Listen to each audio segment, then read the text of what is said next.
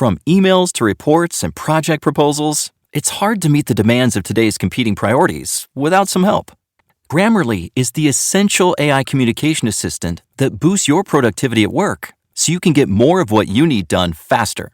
Just a few clicks can tailor your tone and writing so you come across exactly as you intend. Get time back to focus on your high-impact work. Download Grammarly for free at grammarly.com/podcast. Hey, warm up, Philly Blow! Welcome to lovely Las Vegas for Coast to Coast Hoops with myself, Greg Hoops Peterson, now part of the VSiN Family Podcast. We've got an excellent podcast for you. Joining me in segment number 2, a man that handicaps a little bit of everything, Thom Cunningham. For those that watch the Greg Peterson Experience on VSiN, the Sports Betting Network, you catch him quite a bit. He does absolutely amazing work handicapping, whether it be the Oscars, whether it be college basketball, the NFL, just a little bit of everything. You've seen him on SBR, aka Sportsbook Review. You've seen him over at runmypool.com/sports. He's going to be joining me. We're going to be taking a look at these conference tournaments, some of the games that catch his eye, some of the trends that have been catching his eye, along with some futures as well. And in the final segment, going to get you guys picks and analysis on every game on the betting board for this College Basketball Friday as we hit some bank shots. If you have a question, comment, segment idea, what have you for this podcast, you do have one of two ways we offer those in. First one is my Twitter/X timeline at @Unit_D1. Keep in mind, letters EM, they mean does not matter, so as per usual, please do send these into the timeline. Other way, that's fine, an Apple Podcast review. If you rate this podcast 5 stars, it is very much appreciated. And from there, you're able to fire in whatever you'd like to hear on this podcast via that 5-star review. Did not get in any of those Twitter/X questions today, but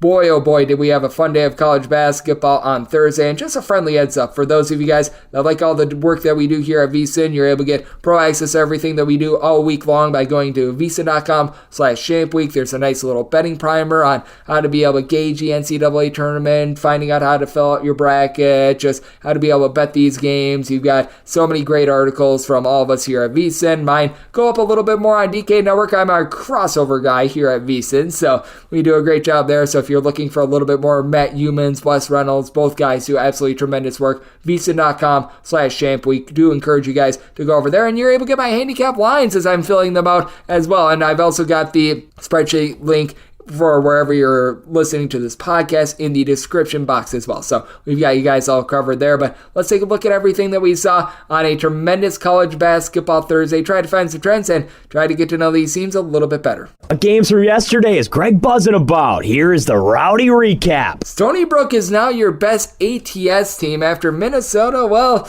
they were unable to get the job done on Thursday as Minnesota started out the year just a house of fire, 24-4 against the spread.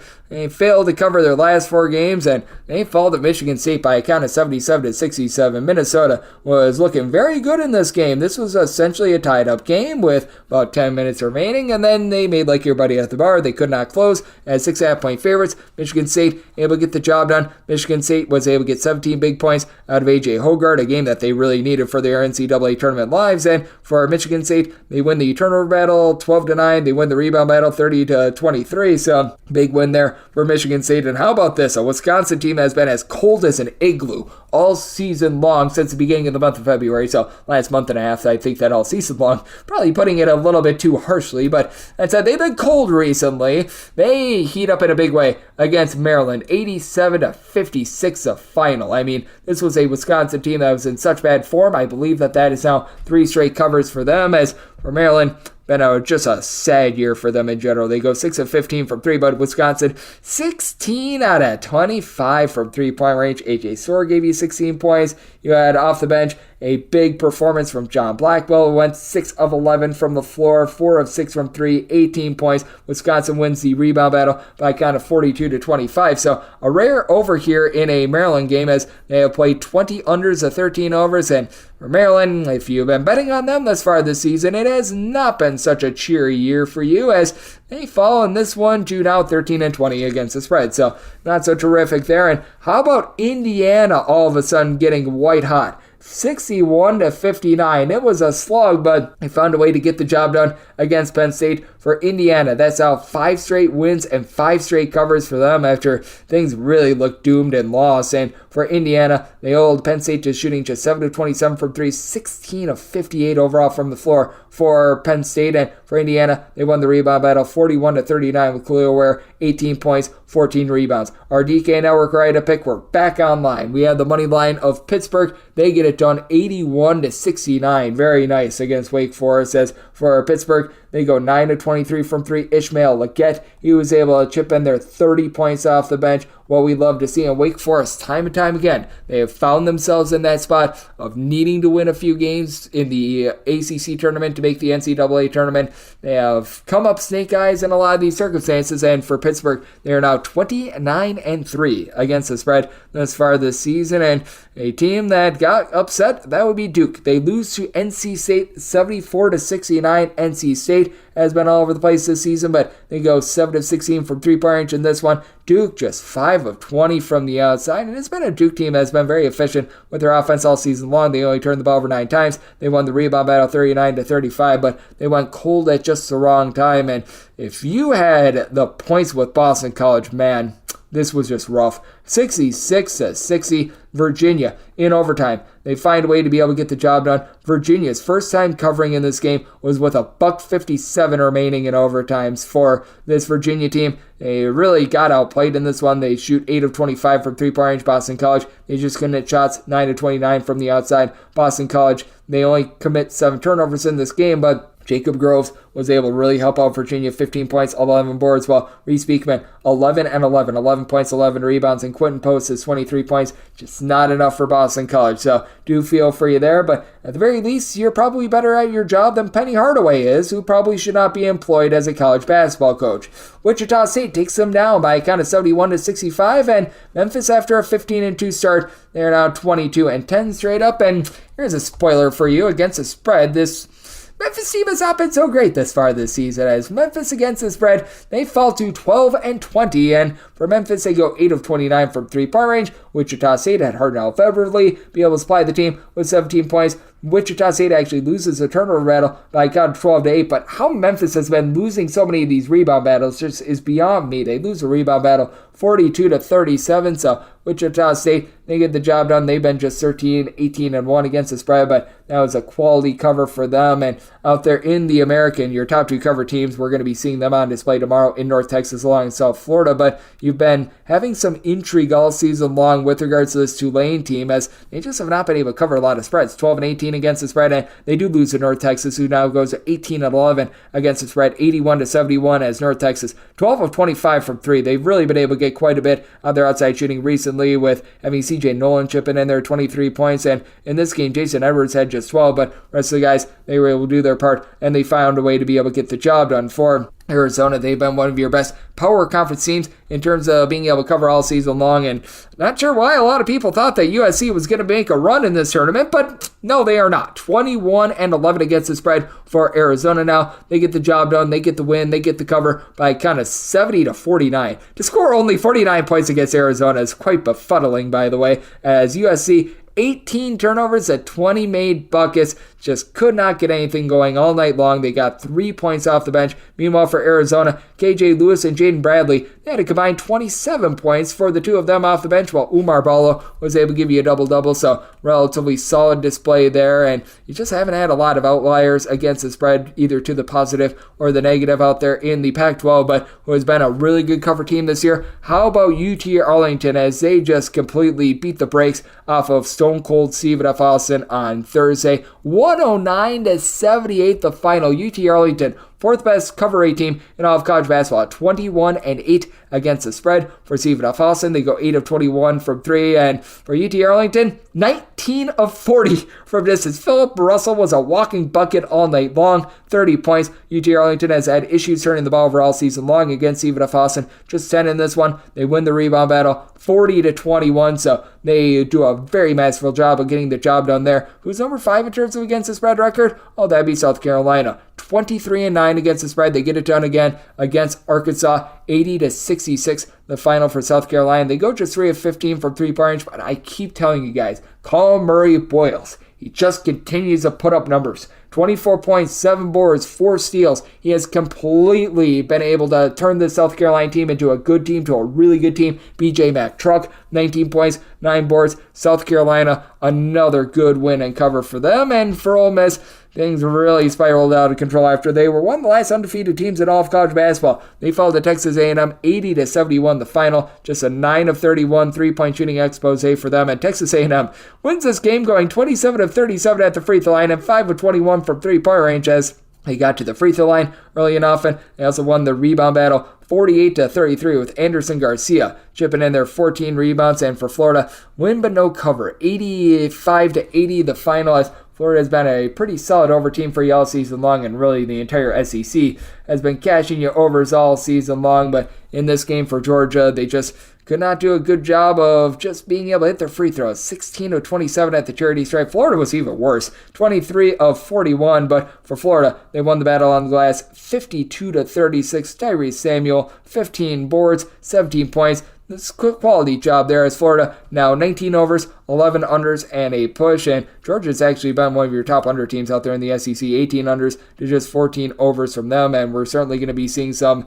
teams that like to go up tempo on display on Friday. And by the way, for Arkansas, 24 overs, 8 unders, and a push. 75% of their games went over this season because they are not going to be partaking in the IAT, and they certainly are not going to be going to the CBI. So there is that for you. We saw some very interesting Mountain West action as game goes to overtime because San Diego State, they just made like your buddy at the bar and could not close late in regulation against UNLV, but they regroup in overtime, 74-71. They're able to find a way to get the job done, but UNLV is able to get the cover in this one. For UNLV, they go 7 of 19 from three-point range, and Dadrian Thomas was able to supply the team with 29 points, did take 21 shots, but finds a way to be able to get it done. And UNLV all of a sudden against the spread has been a juggernaut, 19-10. We shall see if they can get into like the CBI, NIT, something like that. But Nevada, talk about a team that has been able to cover. They are 21-11 against the spread thus far this season, but for Nevada, they do fall to Colorado State, 85-78. The final for Colorado State, they go 7 of 20 from three-point range. They did a nice job winning that turnover battle 15-9, and that's typically where Nevada's bread has been buttered all season long. So a little bit rough for them. It has been up and down all season long for New Mexico, but now they're 20-11 against the spread. They take it to Boise State, 76-66 the final. They've been swept in the regular season, and New Mexico goes just 5 of 20 from three-point range, but Boise State, they won 10 of 34 from distance. And for New Mexico, how about Jalen House putting the team on his back? He took 21 shots, but he put up 29 points. JT Toppin was able to provide 13 rebounds as New Mexico, they win the turnover battle 12-11, and they did a nice job of just being able to lock down this Boise State team from three-point range, get the ball in the interior, and they find a way to be able to get it done. Other teams have been big giant outliers against the spread, whether that be to the positive or the negative. We have hit upon most of the positives, although I will say Iowa State may have all of a sudden become a little bit more of a positive as well against the spread. They move to 21-10 ATS. They get the job done with a win and cover against Kansas State by a count of 76-57. This Iowa State team is just absolutely mauling teams on defense, as well as for Iowa State. They win this game by this margin while going 1 of 14 from 3 because they won the turnover battle 20-6. I mean, that's just how good this team has been in general, and a team that has been pretty rock solid at being able to make you money out there in the Big 12 as well. That would be Baylor. Baylor moves to 19-10-2 against the spread. They take down Cincinnati by a count of 68-56 for Cincinnati. Just no dice from three-point range, 5 of 22 from distance. Meanwhile, for BYU, they fall to 20-13 against the spread. They fall to Texas Tech. This by a count of 81-67. As for BYU, they live by the 3 and they die by the 3, and they went 7 of 35 from 3, while Texas Tech went 9 of 19 from distance. Papa Isaacs was able to provide Texas Tech with 22 points, and then Usai Houston just put on a defensive masterclass. They take down TCU 60-45 the final. This was just thorough domination throughout by Houston as TCU goes 2 of 20 from three-point range. They went 17 of 73 from the floor. They took 73 field goal attempts and got 45 points I mean, that is absolutely ridiculous. And this CCU team is good. They're 19-14 against the spread. They're going to be making the NCAA tournament. So, yeah, that was a little bit wackadoo, and that was a little bit fun out there. And then out there in the Big East tournament, we saw some fun as well as UConn just continues to be a bulldozer, 87-60. They just completely maul this poor Xavier team, as Xavier, they go 16-17 this year. That was not so terrific for them, as Xavier, 5 of 21 from three-point range. They shoot 34.5% from the floor. Meanwhile, Giant of the Earth, Donovan Clingan, was able to give you a pair of blocks, 13 points. Every one of your starters for UConn, no fewer than 10 points, no more than 13 points. Very workmanlike, balanced effort there. And then you did see Providence be able to upset Creighton, this by a count of 78-73 for Providence. Devin Carter just said, "Team, meet my back meet team, here we go," as he was able to give the team 22 points, 11 boards for Providence. They go 6 of 23 from three-point range, but Creighton, I talk about their volatility quite a bit, 6 of 26 from three, and for Creighton, they went 23 of 26 at the free throw line. Problem was, Providence, a perfect 14 of 14 at the charity stripe. Providence now 19-13-1 against the spread, and Marquette now 18-12-1 against the spread. They cover in overtime against Villanova by a count of 71-65, as Villanova has now allowed 71 points or fewer in all but one of their games since the beginning of the month of February. And in the defense did their part, the offense just couldn't get a lot generated, as for Villanova, 9 of 35 from three-point range, and no Tyler Kolek, no problem for Marquette, as it was Cam Jones and Stevie Mitchell who combined for 33 points for this bunch in Marquette. So they're able to go out there, they're able to get the job done as well. And if you're looking trend-wise at what we're getting in college basketball right now, overall for the season, it has been a favorite sort of year. 50.7% of against the spread results going by way of favorites, and the overs, they continued about 50.9% this season. 2,789 overs to 2,686 unders, but for the overs, they've actually been even hotter this week than they've been overall for the season, which you don't find very often. 144 overs to 138 unders over the last 7 days, and in the last 7 days, favorites hitting at about 52.1%, 148, 136, and 3 against the spread. So that's what we're seeing in college basketball right now, and that's what we all got on Thursday. Now let's take a look at what we're getting on Friday, and just in the futures market with our good friend Thom Cunningham, also a few angles that he's taking a look at for this conference championship week. He's joining me next right here on Coast Coast Hoops with myself, Greg Peterson, now a part of the Peterson Family Podcast.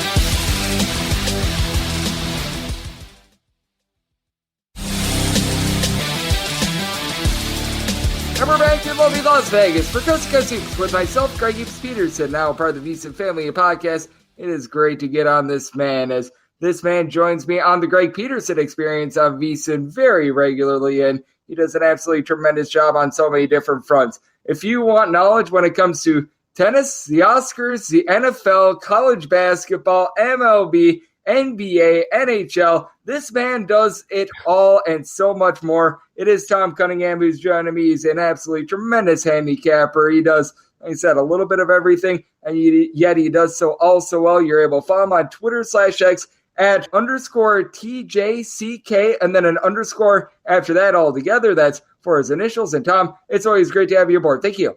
Oh, thanks for having me, Greg. Appreciate it. I appreciate you, Thom. And first things first, before we dive into a little bit of what we're going to be getting on Friday with regards to college basketball card, because as we are doing this, quite a few to-be-determined matchups. That's just what you get when it comes to championship week. What have been some of your takeaways from what we've been seeing with these conference tournaments, and have you been picking up on a few trends? So I think there's been, quite a few upsets. Now, they haven't been, monstrous upsets per se, but, the way Texas Tech kind of just handled BYU, the way Richmond lost, their coach won A10 Coach of the Year, and they go out and they lose their first game. So to be honest with you, Greg, for me, it's been, some of these upsets that I haven't really seen coming. But again, they haven't been grand upsets per se. They've been kind of under the radar, if you will. And then one team I kind of want to bring up right now is Wisconsin. Now, they looked really, really good during the Big Ten tournament game against Maryland. And we've seen this from Wisconsin, Greg. This is right from your backyard, actually. They're kind of Jekyll Hyde this year. They started really hot, then they went on a huge ATS skid mid-season. And now they come out here and they really just blow away Maryland. And I know Maryland hasn't been the sexiest team this year, but I'm really intrigued to kind of see what Wisconsin is going to do moving forward again, because we've seen spurts of what they're capable of. but they just have been way too inconsistent this year. So I'm going to look at this team in the Big Ten tournament and kind of see what I can gauge from them moving forward a little bit. Yeah, this Wisconsin team started out the year so hot, and then, man, talk about one of the most disappointing Februarys into early Marches that you could possibly imagine. And as we're doing this is one of the games that we've got numbers on. Wisconsin is a 3 to a 3.5 point favorite against Northwestern with a total between 137 and 137.5. And I'm not sure what you made out of the Big Ten tournament, because Wisconsin, they just absolutely blowtorched Maryland yesterday. But that said, just the Big Ten tournament in general, over the years, it has always felt like it's played to the under a lot. This is regardless of if it's in Indiana. I think there was one year where they played it at MSG. That was a very random one. This year it's in Minneapolis, but it doesn't matter the venue. I just have noticed a lot of unders when it comes to the Big Ten tournament. Yeah, and what's funny is that, I mean, since we're sticking on Wisconsin, since we brought up Wisconsin already, they went on a huge overrun going into the Big Ten tournament. I believe they went over in 6 straight games. I went over yesterday. Yeah, and so, then they go over again. And so it's kind of interesting to see. Now, sticking again with Wisconsin, because they did cover, I believe now they've covered 3 straight games. Going back to what we were talking about with their February, they had dropped 8 straight games on the spread, Greg, and now they're on a 3-0 run. So, again, this Wisconsin team, to me, it's a little bit dicey in terms of, what are we going to get from this team? Now, we go to Northwestern, you go to the other side of this.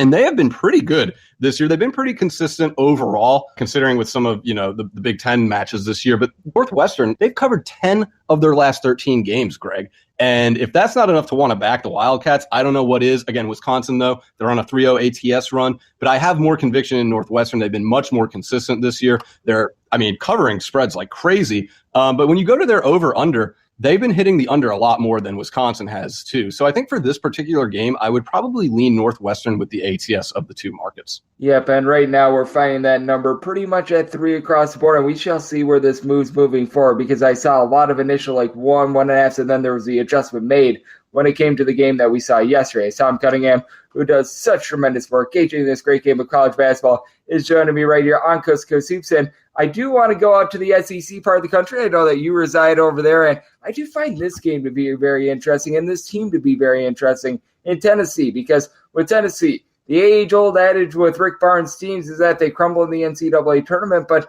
that hasn't necessarily been the case in the SEC tournament. They've been a fairly reliable team, but as of right now, that game against Mississippi State that we're going to be seeing on Friday as we're recording this went from an opener of 9, and literally before we jumped on this podcast, jumped up to, in a lot of places, 10. I'm seeing an 11 at Circa. What do you make out of this Tennessee versus Mississippi State game? Because I do feel quite a bit more comfortable backing Tennessee in the SEC tournament rather than the NCAA tournament, but I feel like we're getting to a point of no return. Yeah, if you want to back them, I guess the futures would be where I go. I think the spread is way too high. Now, when you look at Tennessee, they're 1-3 ATS on a neutral court this year. So right off the bat, there's a red flag there. Then you look at Mississippi State, Greg, and they actually have a pretty nice straight-up trend working for them in this game. With their last win in the SEC tournament, they are now on a 7-0 run on a neutral court. So you have a team in Tennessee who has a very high spread that does not cover on a neutral court versus a team who's coming off a win who, quite frankly, has been pretty good this year, Mississippi State.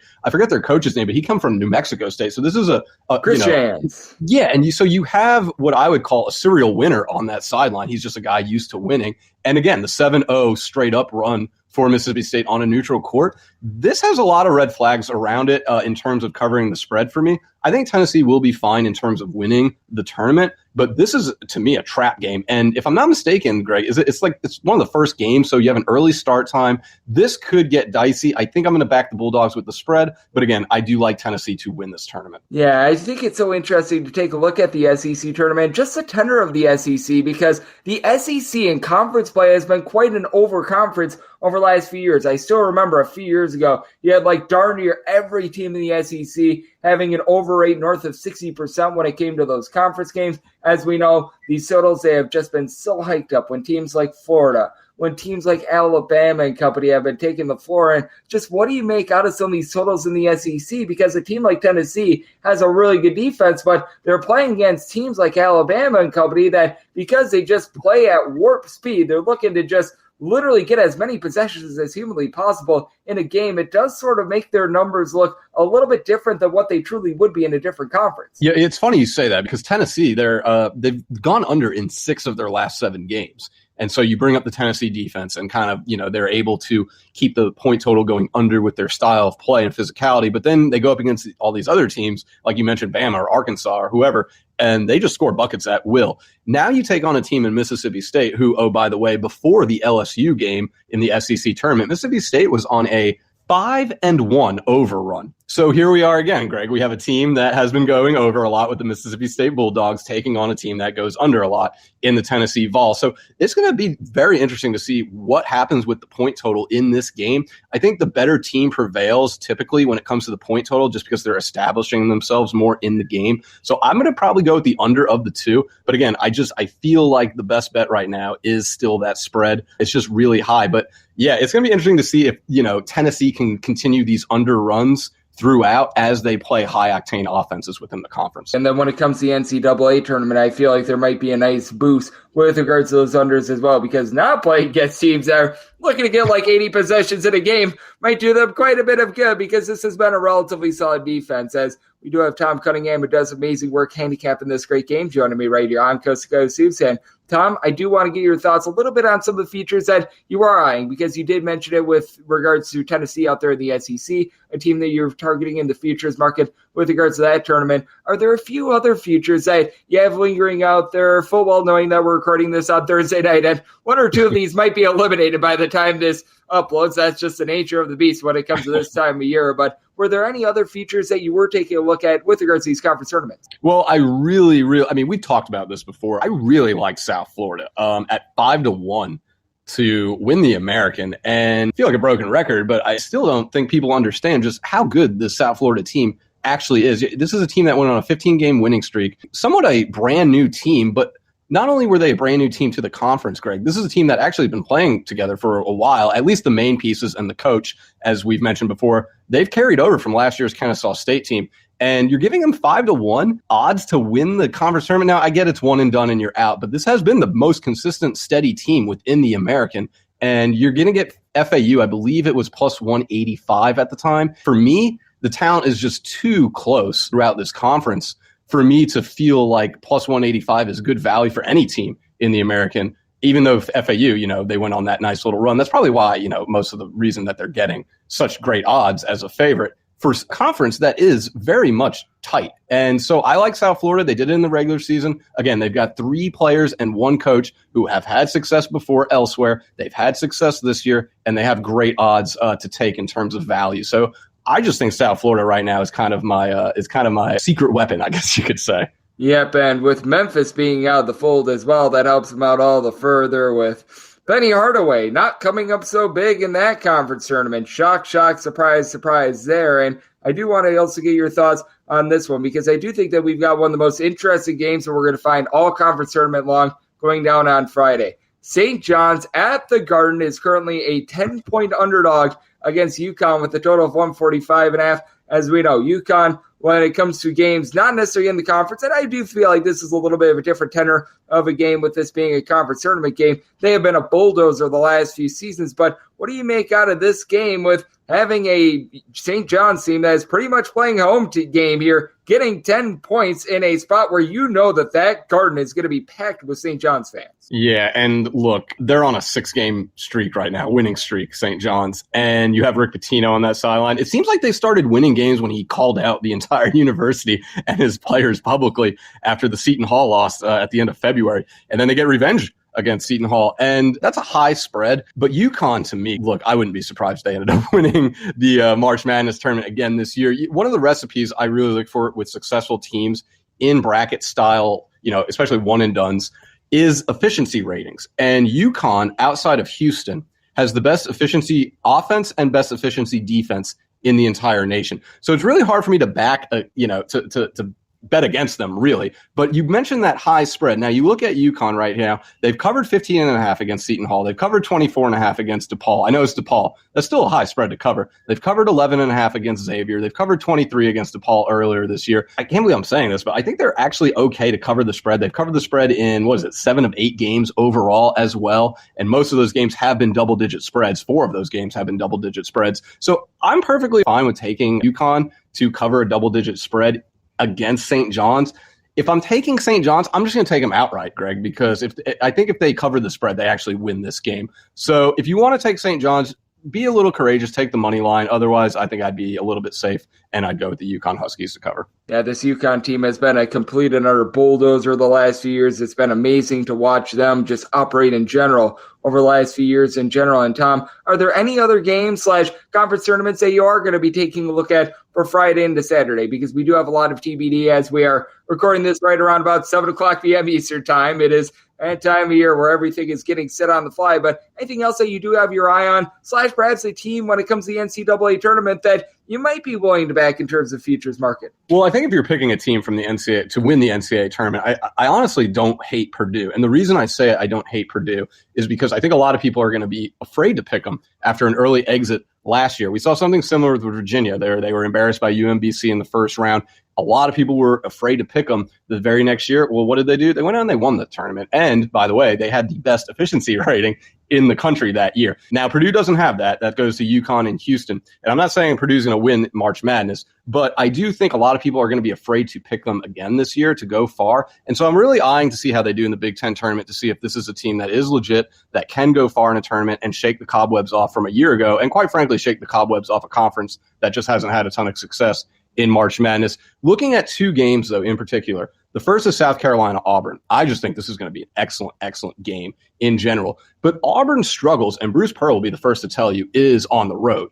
And now they're going to a neutral court setting. There's going to be a neutral court setting in March Madness. I'm really eyeing to see what Auburn can do away from home because, again, that's where Bruce Pearl says his concerns are for this team. And so, yeah, I think we're going to find out a lot about Auburn in that first game for them against South Carolina, a very good, very under-the-radar South Carolina team. And then the second game I want to bring up is Texas Tech Houston. Look, I'm stunned that Texas Tech destroyed BYU. They didn't just beat BYU. They took care of them immediately. And so if Texas Tech can play even half of that decency against Houston, watch out. Now, against 7.5. So I think obviously the spread is perfectly fine to take if you're going with the Red Raiders here. But for me, Houston is a March Madness threat. And that's an obvious statement. They're the number 1 team in the nation. But again, going to the offensive and defensive efficiency ratings, Houston has been one of the best for the last 5 years. And what have they done over the last few years under Kelvin Sampson? Well, they've gone deep in the tournament. So I would circle this game to kind of see what Texas Tech is doing. But if Houston comes out, they look good, they cover a pretty high 7.5 point spread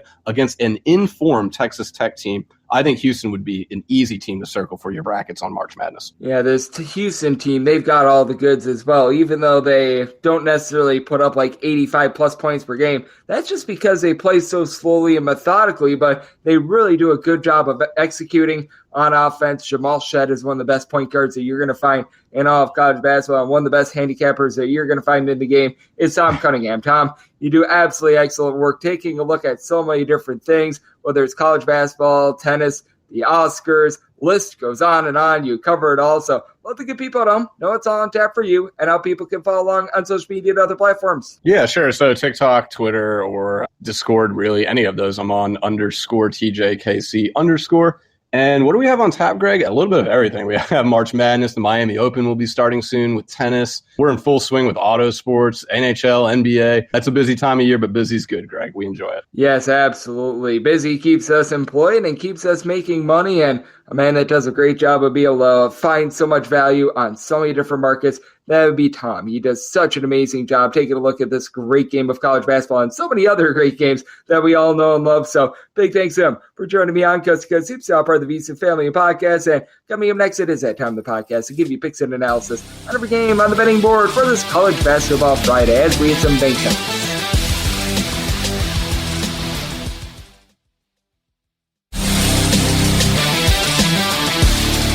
And we're back here in lovely Las Vegas for Coast to Coast Hoops with myself, Greg Hoops Peterson, now part of the VSiN Family Podcast. Always great to be joined by Thom Cunningham.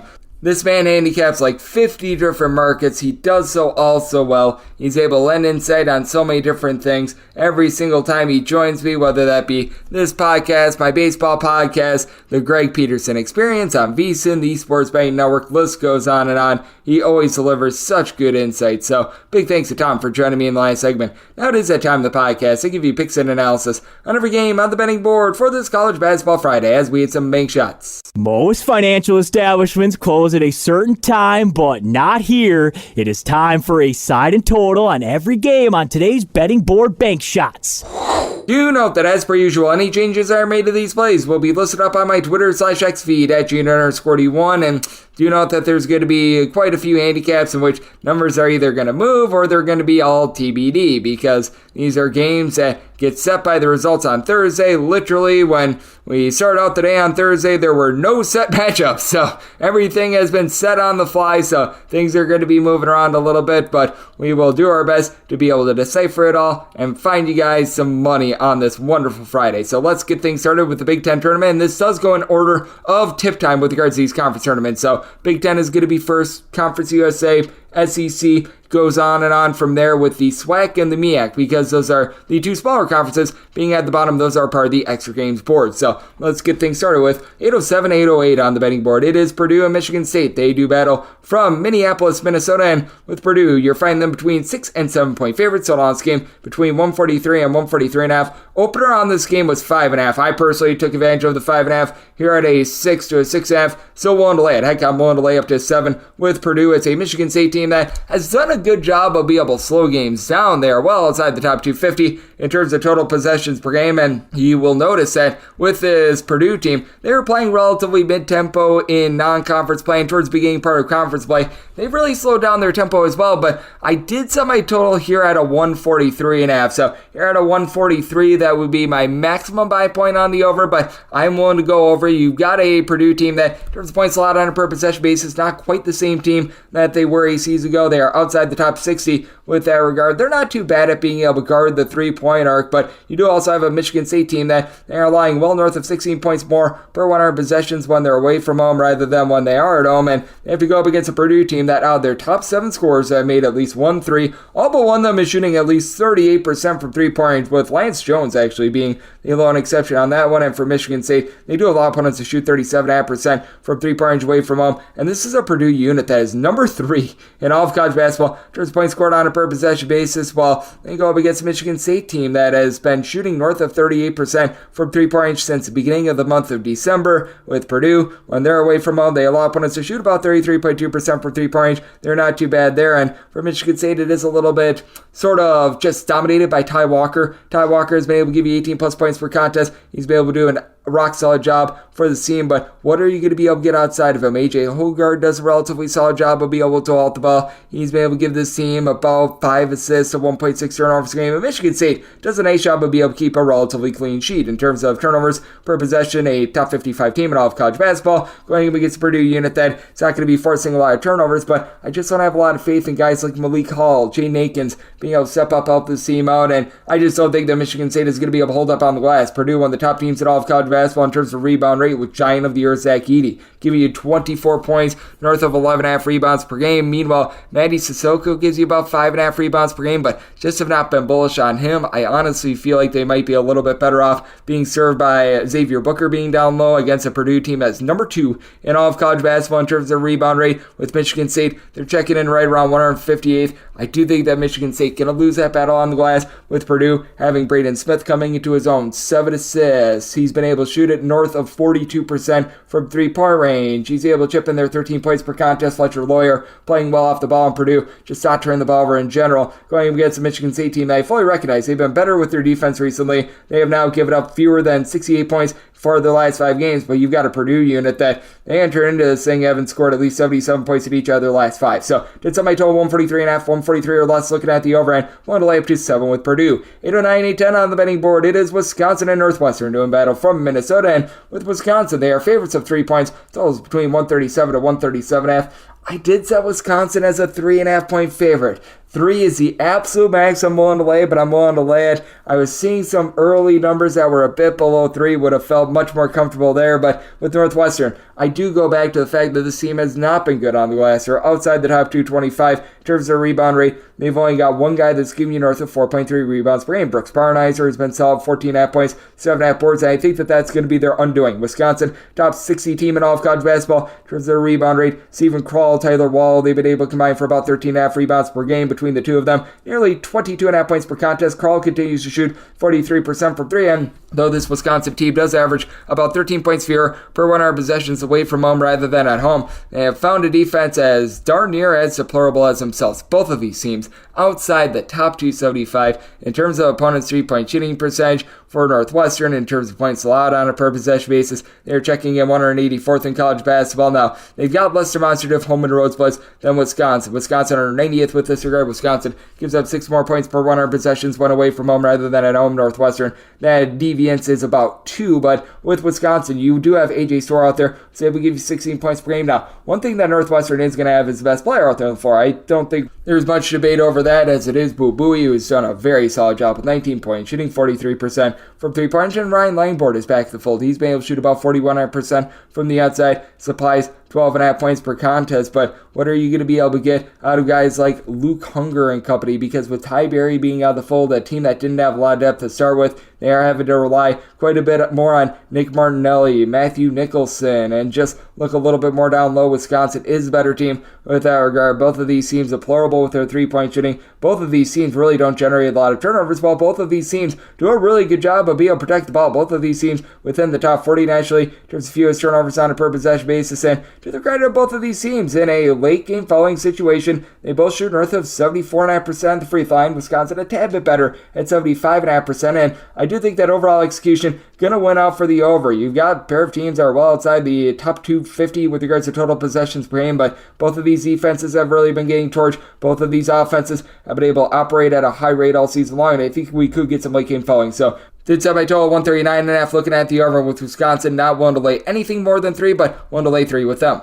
8-11, 8-12 on the betting board. Ohio State and Illinois do battle from the great state of Minnesota, and Illinois is a 4.5-point favorite with your total 152.5 to 153.5. I did set Illinois as a 4-point favorite, so 4.5 is the minimum I'm willing to take with Ohio State, but I'm going to be willing to take those points. This Ohio State team has been just a completely different team ever since they canned Chris Holtmann. They've been able to get quite a bit out of their backcourt, but on top of that, I do think that they're going to be able to do an okay job down low. They've got an Illinois team that ranks in the top 15 nationally in terms of their rebound rate, which that's going to be very tough to match up with. You've got someone like Coleman Hawkins, who's been able to do an incredible job, giving you like 6 boards, 12 plus points, shoots it well from 3-point range. Marcus Thomas, Satchit suffered 13 plus points, 6 rebounds, and then Terrence Shannon has been one of the best scorers in all of college basketball, being able to supply the boom with north of 21 points per contest. But on the flip side for Ohio State, gotta love the way that this team has come together with, in my opinion, Jamison Battle really being that guy for the team. He shoots north of 40% from 3-point range. He's really done a nice job of being able to supply the team with exactly what they need, about 14.5 points,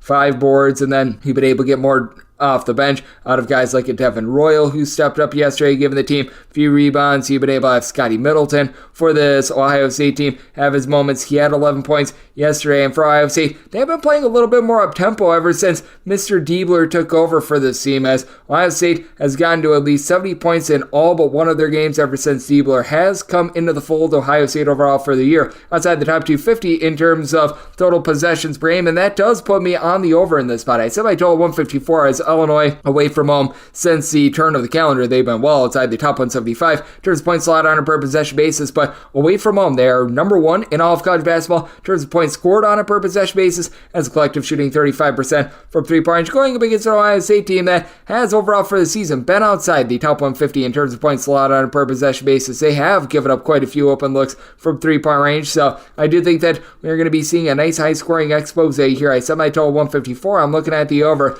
and when it comes to this Ohio State unit, anything north of 4, I'm going to be willing to take the points with them. 8-13, 8-14 on the betting board. No numbers currently up on this game. Going to find that a lot on this card today. Indiana and Nebraska do battle, but I've got my handicap. Set Nebraska as a 3.5-point favorite, 1 to lay up to 3 with them, 4 or more. Take the points with Indiana, and then 143 or less, looking at the over, 144 or higher to the under. Now, if you look at the overall metrics this year for Indiana, they've been quite ghastly. This Indiana unit, well, outside the top 125 in terms of both points scored and points allowed on a per possession basis. Heck, they're outside the top 125 in terms of rebound rate, and that's where their bread is buttered. I mean, when you've got so many guys out there like a Khalil Ware who's able to give you 9.5 boards, 15 plus points per contest, when you've got Malik Renew who does a solid job down low as well, should be dominating that battle. But it's not like this Nebraska team has been amazing on the glass themselves, as they've been able to have rink mass, his 6'9", 6'10" versatility really take hold for this team. He's done a solid job being able to supply 7 boards. He's able to pop it from 3-point range, giving you 13 plus points per contest. And then Casey Shomanaga, I wish he did a little bit more than just pop shots, but he has been just a good flamethrower scorer, giving you about 14.5 points per contest. He just comes up in all the clutch moments and is able to hit those shots for a Nebraska team that has done a nice job of being able to take care of the ball. About 11 turnovers per contest. Bryce Williams has been a big reason why, and you've got 3 out of your top 4 scorers give you at least 5.5 rebounds per game, but Nebraska only about 150th in the country with regards to their rebound rate. And you got an Indiana team that all of a sudden is hot. They've won 5 straight games. The offense just seems to be transformed a little bit. It didn't really show through yesterday when they scored 61 points, but also with regards to the defense, they've given up 70 points or fewer in this run in 4 out of those 5 games. Meanwhile, you've got a Nebraska unit that, to their credit, they've given up 70 points or fewer for the last 5 games. This is a rematch of a game that we saw a few weeks ago when Nebraska won by a count of 85-70 on the road. Ever since then, Indiana's out lost. In that game, Nebraska shot 14 of 33 from 3. Indiana just 4 of 21, but for Indiana, in terms of opponents' 3-point shooting percentage, they actually aren't too bad there. They allow opponents to shoot 33.4% from distance away from home, while Nebraska, they certainly have been giving it up. Nebraska, they're 58th in the country in terms of overall 3-point shooting percentage, but that balloons to more like 34% when they are away from home. Both of these teams coming in relatively good form. I do think that you need to leave the metrics aside just a little bit when you do have these hot teams like this, but I do think that Indiana does an okay job of being able to hold in there. I did set Indiana as an underdog of 3.5 points, 4 or more, taking the points with them, 3 or less, 1 to lay it with Nebraska, and then 143 or less, looking over 144 or higher. The under 815, 816 on the betting board. It's a party in Conference USA as UTEP and Sam Houston State do battle. Currently, we've got no numbers up on this game out there in Huntsville, Alabama, but that said, I've got my handicap. Say UTEP is the 1.5 point favorite. 1 to lay up to 1 with UTEP / shake them as money line underdog. For Sam Houston State, need to get at least 2 points with them, and then 135 or less, looking at the over 136 or higher, the under. It's very clear what UTEP is going to look to do in this game. Generate turnovers. They're a top 5 team in all of college basketball with regards to turnovers force on a per possession basis, but even if they aren't able to generate turnovers, they've also been a good team at being able to shut down the 3-point arc, which is something that Sam Houston State has also had a forte with. Sam Houston State about 94th in all of college basketball in terms of opponents' 3-point shooting percentage. Meanwhile, you've got a Texas El Paso team that they are about 114th with this regard. Now, we'll say it does hike up to about 35.7% in a road/neutral court environment, but also in this game, you've got something critical for this UTEP team. The best scorer out there on the floor, that'd be Tay Hardy. Hardy has been a very hardy with the way that he has been able to just go out there night in, night out. He's been able to supply for UTEP about 15 points per contest on a UTEP team that has breadth of 3-point shooting. They shoot 32% as a collective. He is the only guy that averages north of 4 points per contest and shoots about 32% for 3, but he can 38.5% of those threes. You've got a UTEP team that is going to be well outside the top 225 with regards to rebound rate. Sam Houston State, they're within the top 100 as they've done a nice job by committee of being able to glass. You've got someone like Solomon Dimbilia, who's been able to give you about 6 rebounds per game. You've been able to have guys like a Davon Barnes, Damon Nichols, do a good job hitting the glass, especially Nichols with about 5.5 rebounds per game for a Sam Houston State team that has shot overall for the season about 35.5% from 3-point. They don't have anyone that's ridiculously hot. They don't have anyone that's like ridiculously cold. And for UTEP, they are looking to atone for a loss that they had a few weeks ago. They were at home. They lost that game on the 24th, 65-54 on a night where they did a solid job of being able to win the turnover battle 12-9. They weren't too bad on the glass. Lost that battle 30-27. Problem was Sam Houston State went 18 of 20 at the free throw line, shot 47.5% from the floor. UTEP shot sub 40%. I do think that they're going to be able to do a little bit better job in this ordeal of getting to a Sam Houston State team that has really been all over the place with regards to their scoring. They've been very hot recently, getting to at least 72 points in every one of their games ever since that UTEP game, and the defense has been solid as well. They've given up 66 points or fewer in now 5 out of their last 6 games. So I do think that UTEP is going to be able to find something that works. They're now on a 4-game win streak as well, and I do think that a Sam Houston State team that is turning the ball over darn near 13 times per contest going to have a tough time with this defense. 135 or less looking over, 136 or higher the under, and with UTEP,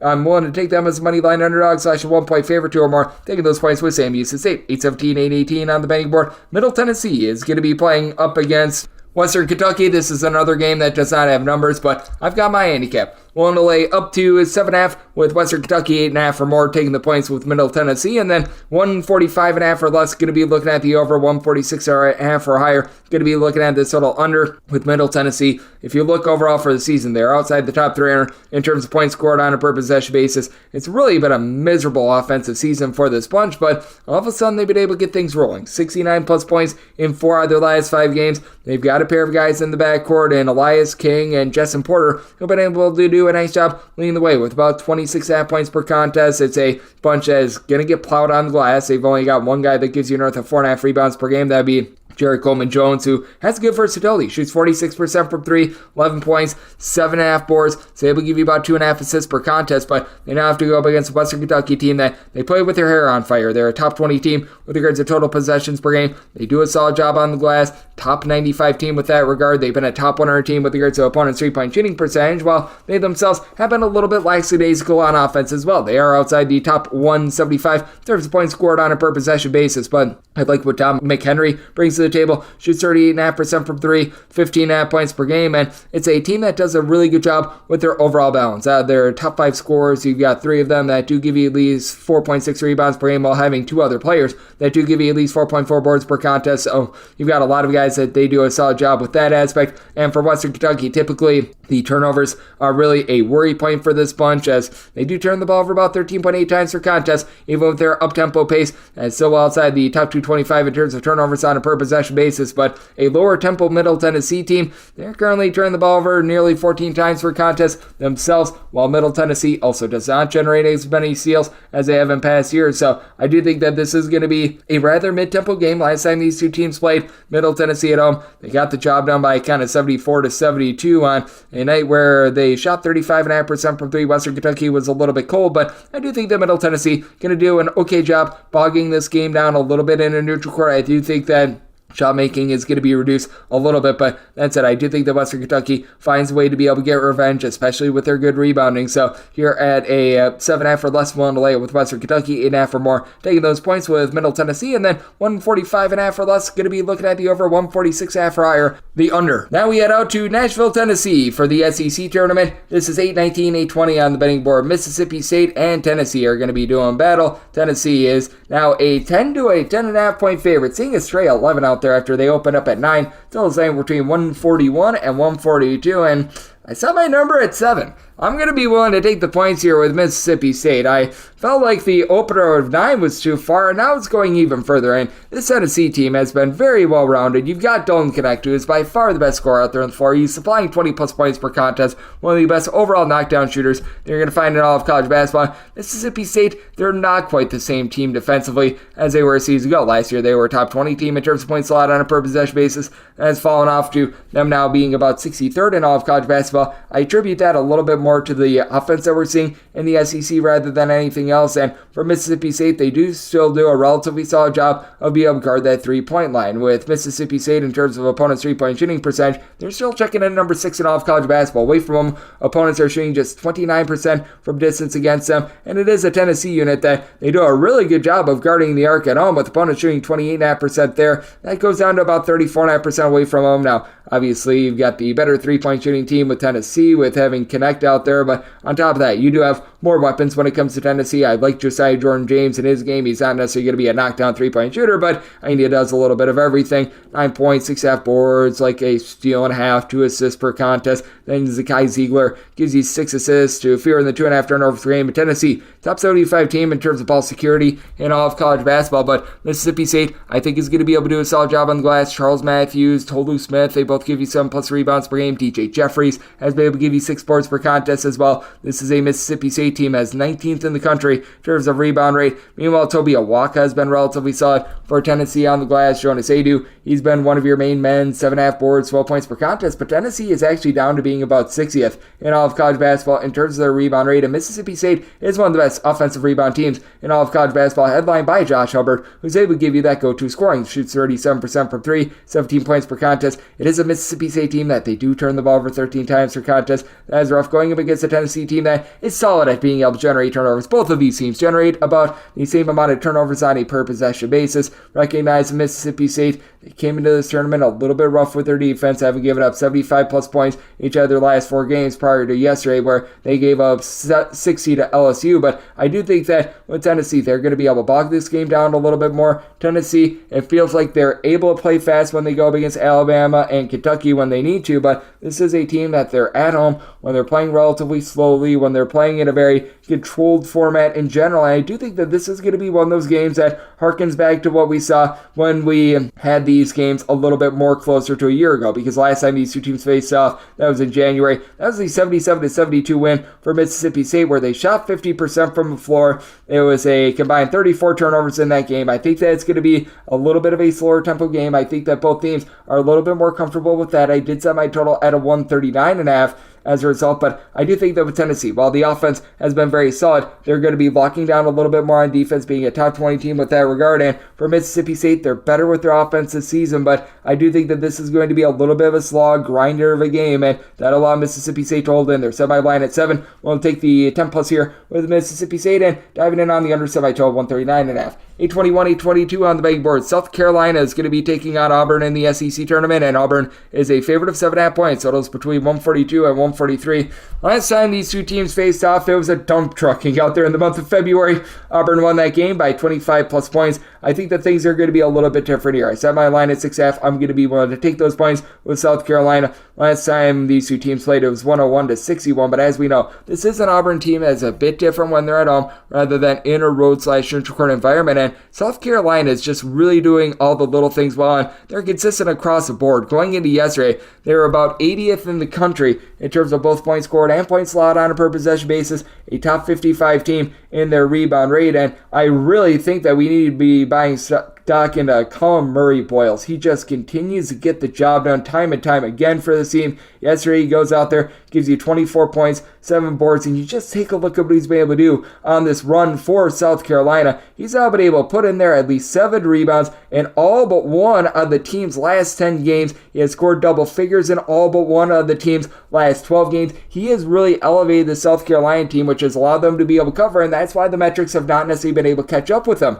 so much. You've got a nice go-to scorer in Michi Johnson. Johnson has been able to give you in that neighborhood about 14.5 points per contest for a South Carolina team that they're okay with their three-point shooting. They're not great. They're not terrible. They're shooting about 34% as a collective. They do a nice job protecting the ball. Only about 10 turnovers per contest, with Talon Cooper doling out the mail. 9.5 points, 4.5 boards, 4.5 assists per contest. BJ Mack gives you about 4.5 assists per game, and that's the thing with South Carolina. They are such a good rebound rate team because each of their top 4 scorers give you at least 4 rebounds per game. You've got an Auburn team that is one of the most balanced teams in all of college basketball as well. They're a top 55 team in terms of both points scored and points allowed on a per possession basis. They really do not give it up from three-point range as well in terms of opponent's three-point shooting percentage. This Auburn team clocking in 20th in all of college basketball, and that has been something that has been able to travel with Auburn. Auburn does take a bit of a fall off in terms of their offense, in terms of points scored on a per possession basis. This team overall this season is 15th in all of college basketball, and I mean, to their credit, they actually are a top 20 team in terms of points scored per possession away from home as well, with G&I Broom headlining that 16.5 points, 8.5 boards, shoots 36% from 3, and for this Auburn team, each of their top 4 scorers do shoot at least 35.5% from distance. You've got each of your top 3 scorers and 4 of your top 5 giving you at least 2 assists per contest. So these are two teams that they really do a nice job of just taking the approach of sharing is caring. Auburn is a bit more of an up-tempo team. South Carolina is really looking to slow things down, as it's an Auburn unit that they've been able to get to at least 78 points in each of their last 5 games. Meanwhile, for South Carolina, it stands that harebrained, crazy overtime game that we saw against Mississippi State. I mean, this team has really been able to lock you down. They have given up fewer than 70 points in all but 2 of their games that have wrapped up in regulation. in the month of February. So it is a situation of something's got to give. I do think that Auburn is going to be able to get the win. They're just a little bit more advanced, but I think that after what we saw the first time around, South Carolina is going to be able to make those adjustments. I think this game being on a neutral court is going to bog down the shooting a little bit as well. So I set my total 138.5. I'm diving in on the under, and I'm going to take 7+ here with South Carolina. 8:23, 8:24 on the betting board. It is Texas A&M taking on Kentucky. No numbers currently up on this game, but I've got my handicap to where I set Kentucky as a 5-point favorite and a total of 155. So 154.5 or less, looking at the over 155.5 or higher, the under, and with Kentucky, 1 to lay up to 4.5 with them, 5.5 or more, taking the points with Texas A&M, and I fully expect Texas A&M to try to get their tempo, to try to slow this game down a little bit. As Texas A&M, they've got their bread buttered down low. They are a team that ranks number 1 in all of college basketball in terms of percentage of missed shots that do result in an offensive rebound, and they're able to just absolutely dominate the glass against a Kentucky team that they're not too bad on the glass. Ever since they've gotten Big Z in the fold, they've been able to do a little bit more down low. He gives you a little bit more shot blocking than rebounding, but you've got quite a few guys that they're going to be able to chip in there about 4 or 5 rebounds per contest. When you're able to get Aaron Bradshaw right, he's been able to do a solid job on that front. Trey Mitchell is able to give you about 6 rebounds per game, but it just doesn't compare to having someone like an Anderson Garcia, who's able to give you about 9.5 boards per contest, been able to get a lot of production out of Henry Coleman, who's been able to supply about 9 points, 6.5 rebounds per game. The problem for Texas A&M, flat out, they can't shoot. They shoot overall from the floor less than 40%. They shoot just 27.8% from 3, and even though Wade Taylor is able to give you 4 assists, he's able to chip in there 18 points, he just does a little bit of everything. Well, he does everything except for really make shots at a very decent and good clip, as they do face off against a Kentucky team that's about 146 with regards to rebound rate. And for this Kentucky team, they've done just such a masterful job with their offense. Top 10 team in all of college basketball in terms of points scored on a per possession basis, and also 3-point shooting percentage, which travels, by the way. They don't shoot quite the same on the road, but they still shoot north of 36.5 to 37.5% from distance away from home. And each of your top 3 scorers, Robert Dillingham, Antonio Reeves, Reed Shepard, they all do shoot at least 44% from distance. Shepard, I feel like, is the most complete player on this team. Gives you only about 12.5 points per contest, but 2.5 steals, 4.5 assists. He's the lone guy that really guards for the team. And then Dillingham and Reeves, they give you 35.5 points per contest. You've had DJ Wagner be a little bit up and down, but he's a nice little mixer and shaper for this team. And then on top of that, you've got Abdul Thiero, who's been able to do a solid job, giving you about 5 boards, 7.5 points. Provides relatively good versatility, but I do take a look in this ordeal, even though it is a Texas A&M team that they've had their issues guarding the arc. They're about 132nd in all of college basketball in that regard. I think that they're going to do a decent job holding in there. It's a Kentucky team that they do a nice job of being able to cut off the 3-point arc, but down low, that's a little bit of an issue for them, and I do think that that's where this Texas A&M team is going to need to maximize, because Texas A&M knows what they are at this point. They have not been attempting as many threes towards the back half of the season, and you get to go up against a Kentucky unit that's about 148th in all of college basketball with regards to opponents' 2-point shooting percentage, but that actually drops when they're on the road. And overall for the season, Kentucky has been a better defense away from home rather than at home. So with this most likely being a game that's still relatively up-tempo, I'm willing to lay up to 4.5 with Kentucky, 5.5 or more, taking those points with Texas A&M, and then 154.5 or less, looking at the over 155.5 or higher, the under. 8:25, 8:26 on the betting board. Alabama and Florida do battle from Nashville, Tennessee. No numbers up on this game, but I set my total to where a 169 or less, I'm looking over 170 or higher, the under, and with Florida, willing to lay up to a point with them. For Alabama, I would need to get at least 2 points with them, and if Florida's an underdog, I'm just going to take them outright on the money line. Now, Florida is not the same 3-point shooting defense away from home rather than at home. This is a Florida unit that when you get them at home, they're like a top 55 team in all of college basketball in terms of opponents' 3-point shooting percentage. As a matter of fact, top 10 team, 27.5% is what they allow opponents to shoot from 3-point range at home. That drops to about 36% in a road/rich quarter environment, and it is an Alabama team that they allow opponents to shoot 36.5% from 3-point range away from home. In terms of points allowed on a per possession basis, they give up darn near 18 more points per 100 possessions when they leave home, but I do think that the neutral court vibe is going to be affecting both of these teams, and Alabama is a team that they really do chuck it from 3-point range. Top 30 team in all of college basketball in terms of percentage of shots that do come from 3-point range, though. Alabama, they're relatively solid on the glass, given that they don't have a single guy that gives you north of 6 rebounds per game. Aaron Action, Estrada, Grant Nelson, they're your top 2 rebounders with about 11 boards between the two of them. Nelson, good versatility, 12 points. He's able to stretch the floor with some size, and then Action Estrada, 4.5 assists, 13.5 points per game, while Mark Sears is your main guy, shooting 44% from 3, 21 points per contest for an Alabama team that 12 turnovers per game, given the fact that they play at warp speed, is not too bad. And for Florida, their offense is based around getting second and third chances. This is not some sort of an amazing 3-point shooting team. They shoot about 34% from three-point range as a collective. You do have Zion Pullen, Walter Clayton really headlining things with about 33 points per contest. And to the credit of Pullen, he's currently shooting 44% from three while giving up 5 assists per game. Both of these guys also shoot north of 85%. The free throw line could have used a few more free throws if you made the points with Florida yesterday. That's for a different discussion, though. But I do think that you are going to see this Florida team really be able to dominate on the glass once again. Terry Samuel, Alex Condon, Micah Hengalaten have been all able to give you at least 6.5 rebounds per game. These guys do a really good job of being able to generate those second and third chances, and that's a big reason why in terms of points scored on a per possession basis, Florida is 22nd in all of college basketball. Alabama, they are number 2 in the country, but both of these teams, you see a drop-off with their offense of about 9 points per 100 possessions when they leave home, and I do think that the neutral court vibe in general, that's going to be a big elixir. I think that it takes it out of this Alabama team, and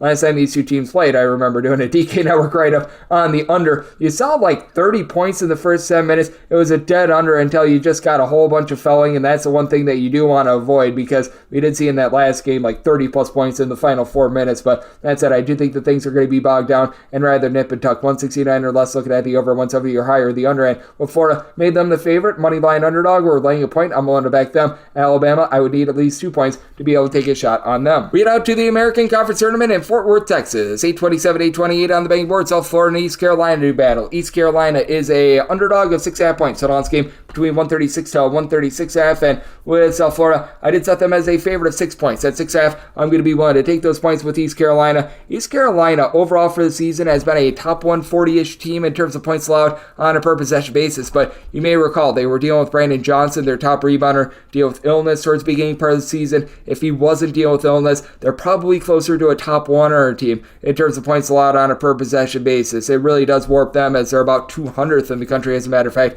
with that regard prior to the results from yesterday showing up there. Going against the South Florida team that they've been able to do a lot of little things really well. This has been a top 50 team with regards to opponents' three-point shooting percentage, and their defense has really been able to travel as well. They're 37th in all of college basketball in terms of points allowed on a per-possession basis, but if you look at just a road and neutral court venue, they're a top 12 team in all of college basketball with this respect. And for South Florida, they got off to a really cold shooting start. In the first month of the season, they shot less than 27% from three-point range. If you look since that game that they played in February against Florida State, they've been shooting north of 38% as a collective. You've got Sultan Miguel, you've got Chris Youngblood, pair of guys that give you about 14 points per contest. Both of these guys, if you look since the beginning of the month of December, have shot well north of 40% from three-point range, but now they have to go up against an East Carolina team that their bread has been buttered by being able to guard the arc. They're allowing opponents to shoot 32.3% from three-point range. That's the top 85 mark in all of college basketball. And for South Florida, the team is only about 200th in all of college basketball in terms of their rebound rate. So East Carolina should be able to hold in there with Brandon Johnson being able to give you about 14 points, 8 boards, shoots in the mid-30s from three-point range. And RJ Felton has been all sorts of versatile for this bunch as well. With Felton, gives you 17 points, 6 boards, shoots 36.5% from three-point range, and that really doesn't take any sort of a fall off when he's away from him as well as East Carolina. They're about 200th in the country in terms of their rebound rate, so I do think that both of these teams match up well with Keyshawn Pryor on the side of South Florida, really being your lone guy that gives you north of 5.5 rebounds per game. And then Ezra Uzar for this East Carolina team has been solid, 10.5 points, shoots 35.5% from three, but what brings it together, Bobby Pettiford, 3.5 assists, only turns the ball over about once per game. East Carolina, as a collective,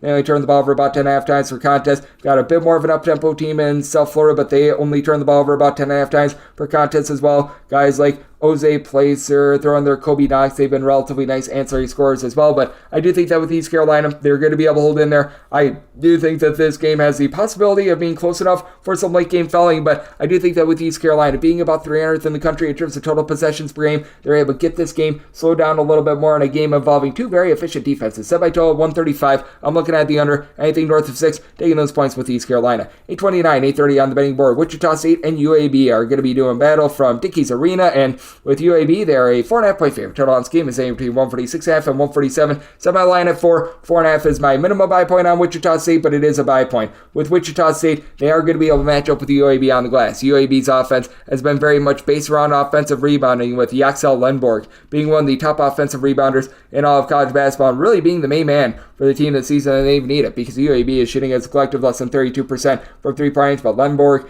gives you 10.5 boards, 13.5 points per contest for a UB team that has 5 different guys that give you at least 9.5 points per contest. Lundborg is the only guy that gives you north of 12 points per contest, but you've been able to have about 9.5 points, nearly 6 boards per contest out of Javion Davis. Nobody really lights it up from 3-point range aside from Don't Call My Name, Alejandro Vasquez, who shoots 37.5% from the outside. And the big fear that you have for this UAB team is that they're going to get lit up from 3-point range, as they just have not been able to guard the arc. 278th in all of college basketball in terms of opponents' 3-point shooting percentage, but they give up 36.9% 3-point shooting at home. On the road, that goes down to about 33.5%. Going against a Wichita State team that has Kobe Rogers, who's able to give you 16 plus points. He shoots well north of 35% from 3-point range, but he's pretty much a lone guy on Wichita State's roster that's able to pop it from 3-point range. But you've got Dalen Original, Quincy Ballard, Kenny Poto that all give you at least 5.5 rebounds per game. Ballard is able to give you 2 blocks per contest, so he's going to be able to take the fight to UAB down low. This is a Wichita State team that has been relatively solid in the way that they guard the arc, 34.5% away from home compared to 30.3% at home. But again, have a UAB team that doesn't necessarily pop it well from 3-point range themselves. Was expecting a little bit more out of Daniel Ortiz, and for Wichita State, it becomes, can Harnell Beverly be able to keep things clean, as he's been turning the ball over darn near 3 times per contest, but gives you 10.5 points, 5 boards, 3 assists. He's a facilitator that is able to be relatively versatile for a Wichita State team that is well outside the top 175 in terms of points scored on a per possession basis. They do turn the ball over about 12.5 times per contest, but it does feel like they've been turning the corner a little bit in terms of their offense. They entered in this tournament having scored at least 75 points in each of their last 4 games, and now they've gotten past 70 points in each of their last 5, going up against a UAB team that they have just been really all over the place. They have given up at least 70 points in each of their last 4 games. It is a UAB team that they themselves have gotten to at least 72 points in 4 out of their last 5 games as well. So it's an interesting circumstance here. I did set my total at a 148. UAB has been cranking up their tempo. Both of these teams have their deficiencies on defense, even though both of these teams don't necessarily shoot it well from 3. I do think that late game fouling gets you over, so I'm going to be looking at the over. And with Wichita State, I think north of 4, willing to take the points with them. 831, 832 on the betting board. It is North Texas. They take on Florida Atlantic. There's no numbers up on this game, but I made Florida Atlantic a 4-point favorite with a total of 138. So 137.5 or less, looking at the over 138.5 or higher, the under. And with Florida Atlantic willing to lay up to 3.5 with them, 4.5 or more, going to be willing to take those points with North Texas. And North Texas has done a very solid job of being able to slow games down all season long. But what has really been coming alive for North Texas is the way that they've been able to put the ball in the basket, as they actually have a nice go-to scorer, much like they did last year with Tyler Perry. They've been able to get about 19 points per contest out of Jason Edwards. And though North Texas experiences a massive drop-off with their 3-point shooting when they're away from home, at home they shoot north of 41% from 3, on the road closer to about 34% from distance. This team still has a collective shooting 37.5% from 3 for the season. They've been able to do a solid job down low with Robert Allen, Aaron Scott being able to provide 13 rebounds per game. Mule Sissoko is a nice low post presence as well, and I do think that they're going to do a nice job of neutralizing what you've got down low for Florida Atlantic, as they've got Vladislav Golden, who's been tremendous, 7 boards, block and a half per contest. Florida Atlantic, they're about 51st in all of college basketball with regards to rebound rate, outgunning North Texas a little bit, but North Texas pretty close with that regard. They're about 110th in the country with regards to their rebound rate, and for North Texas, they turn the ball over about 11.5 times per contest, a little bit more per possession than Florida Atlantic, and Florida Atlantic is going to have the top overall scorer in this game, John L. Davis. He's shooting 44% from 3, 18 points per game.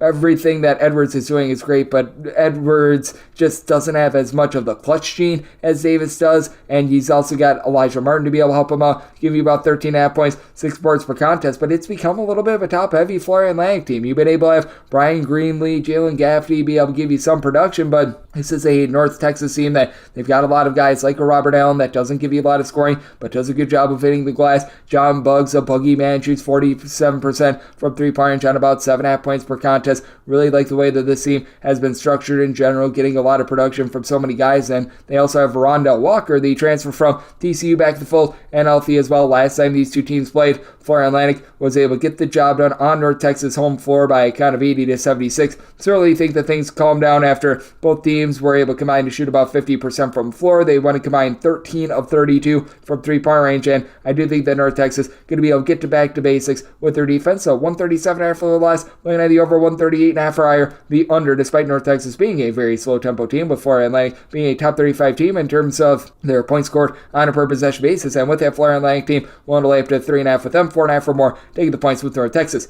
833, 834 on the betting board. It is Temple and Charlotte doing battle. This is a game without number numbers as well. But with Charlotte, I set them as an 8.5-point favorite with a total of 134.5. So 8 or less willing to lay it with Charlotte, 9 or more taking those points with Temple, and then 134 or less looking at the over, 135 or higher, the under. Temple all of a sudden has been playing some of their best basketball of the season. It is a Temple team that has been giving up 4 points fewer per 100 possessions away from home rather than at home, and this team is going to be outgunned on the glass, but I don't think it's as big as a lot of people expect, as out of your top 5 scorers, 4 of them do give you at least 4 rebounds per game for Temple. The only exception is Heisier Miller. He's your main facilitator. He's been able to supply 15 points, 4 assists, steal and half per contest for a Temple team that just flat out, if they had a little bit of better shooting, this would actually be somewhat of a lethal team. They only turn the ball over about 10 times per contest. They do a relatively solid job of just being able to maintain possession, and they do a nice job on the road of guarding the arc as well. They allow opponents to shoot less than 31% from three-point range in a road/shoot court venue. It's just all about the fact that they can't shoot to save their lives, and they do go up against a Charlotte team that is going to have Igor Milicic. Y'all know he's able to give you 12-plus points, pops threes, 8 rebounds per game. He's going to be the most dominant player with that respect. But Charlotte, they're only about 208th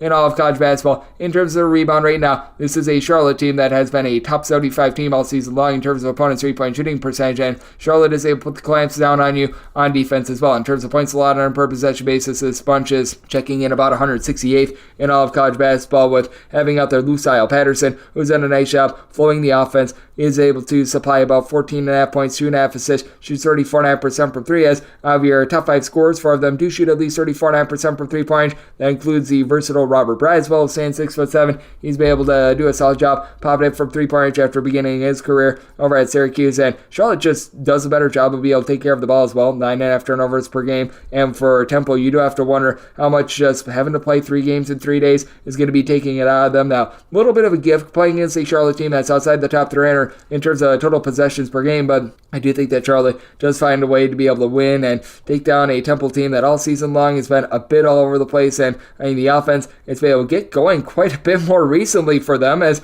they've now been able to get past the 70-point plateau in 3 of their last 4 games. I do think that Charlotte is going to be bringing them back down to earth a little bit, as last time these two teams played, Charlotte was able to go on the road. They got the job done against Temple. That was by kind of 73-70, and I do think that the flipping venue, along with the just tired legs, going to be affecting Temple. I'm willing to lay up to 8 with Charlotte, 9 or more taking the points with Temple, 134 or less looking at the over, 135 or higher, the under. We head out to Cleveland, Ohio for the MAC tournament, 835, 836 on the betting board. It is Kent State, and they are going to be playing against Bowling Green. Bowling Green, a 1.5 to a 2-point underdog. Total on this game, going to be finding that anywhere between 139.5 to 140.5, and circumstance where I'm going to be willing to lay it with Kent State. I did set them as a 3-point favorite. Now, to the credit of Bowling Green, they're going to have a nice rebounding advantage in this one. They've been able to really get some good production out of Rashawn Agee along with Jason Spurgeon. These 2 guys have been able to do a good job in tandem, with Agee being able to give you about 9 or so rebounds per game. Jason Spurgeon, he's a guy with size that's able to shoot in the mid-30s from 3-point range, but that's going to be the problem for this Bowling Green team. They are outside the top 275 in terms of opponents' 3-point shooting percentage, while they themselves shoot below 32%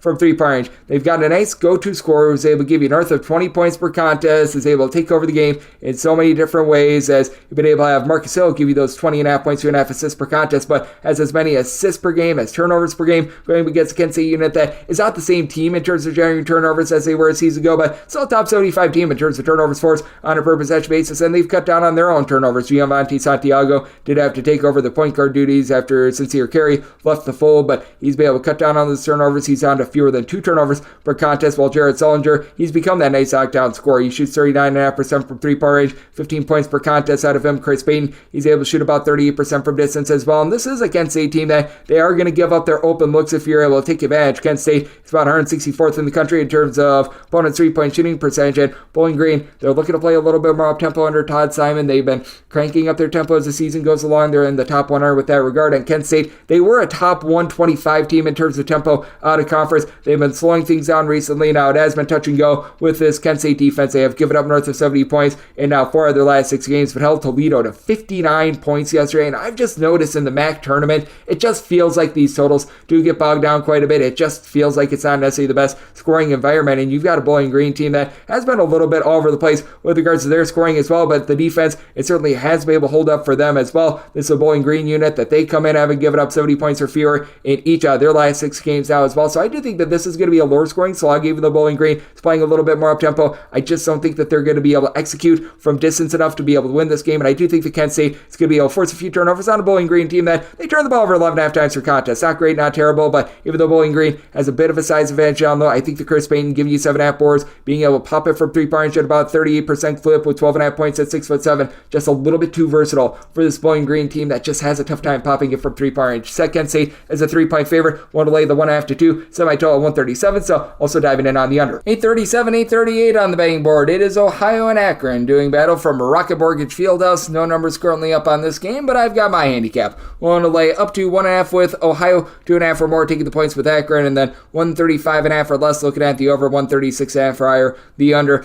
I'm anticipating bookmakers probably making Akron a very slight favorite, and I would disagree with that and take the money line here with the Ohio Bobcats. They would be able to play so much better with their defense than they did towards the beginning part of the season. If you look at Ohio overall for the campaign, they are outside the top 140 in terms of points allowed on a per possession basis, but the way that this team is defending right now is really second to none in the conference. They have now given up 67 points or fewer in each of their last 6 games, and they've got such good balance out there in the backcourt. Jalen Hunter, Sharif Mitchell, they're combining for about 27 points per contest. Neither guy really lights it up from 3, but that's why you've got Miles Brown, AJ Clayton, both shooting about 41% from 3-point range as a collective. Ohio is shooting 36% from 3, and really the best thing that this team does is what they don't do. They don't turn the ball over. They're a relatively mid-tempo team that turns the ball over less than 10 times per contest. In terms of ball security, top 50 team in all of college basketball in terms of fewest turnovers on a per possession basis, and they're 69th in the country in terms of points scored on a per possession basis overall. But going into yesterday, if you look at them just in a road or neutral court venue, they're actually a top 40 team in terms of points scored on a per possession basis, going up against an Akron team that just is not in good form right now. They lost as a 20-plus point favorite against Eastern Michigan just before this tournament, and then lost to Western Michigan. They've lost 3 out of their last 4 games, and Ali,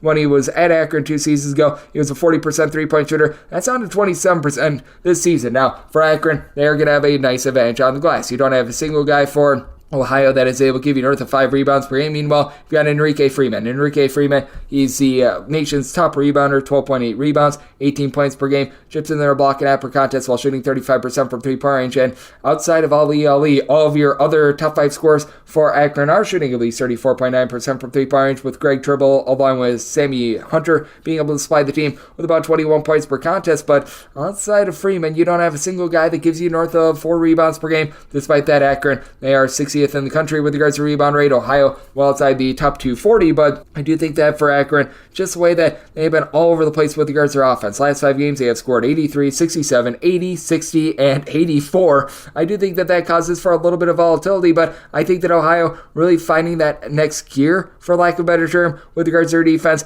Akron has done a nice job guarding the arc all season long, top 20 team in terms of opponent's 3-point shooting percentage, and for Ohio, they haven't been quite that thus far this season, but with Ohio being able to be more efficient on offense on the road rather than at home, and this team still allowing opponents to shoot about 34% from 3-point range on the road, but improving day by day. I do think that Ohio finds a way to be able to get the job done. Willing to lay up to 1.5 with Ohio, shake them as money line underdog. Need at least 2.5 points to take Akron, and then 135.5 or less. Looking at the over, 136.5 or higher, the under. Now we have my DK Network right to pick. This is 839, 840 on the betting board. St. John's and UConn do battle from MSG, as UConn is a 9.5 to a 10-point favorite. Your total is between 146 and 146.5, and right up here, we are taking the Red Storm, baby. I'm going to be taking a look at St. John's with this St. John's team. They are going to be pretty much in their home court environment, and that's just so big in this circumstance because the St. John's team has been night and day different. Overall, they are 97th in all of college basketball in terms of points allowed on a per possession basis, but they improved to the top 40 nationally in terms of points allowed on a per possession basis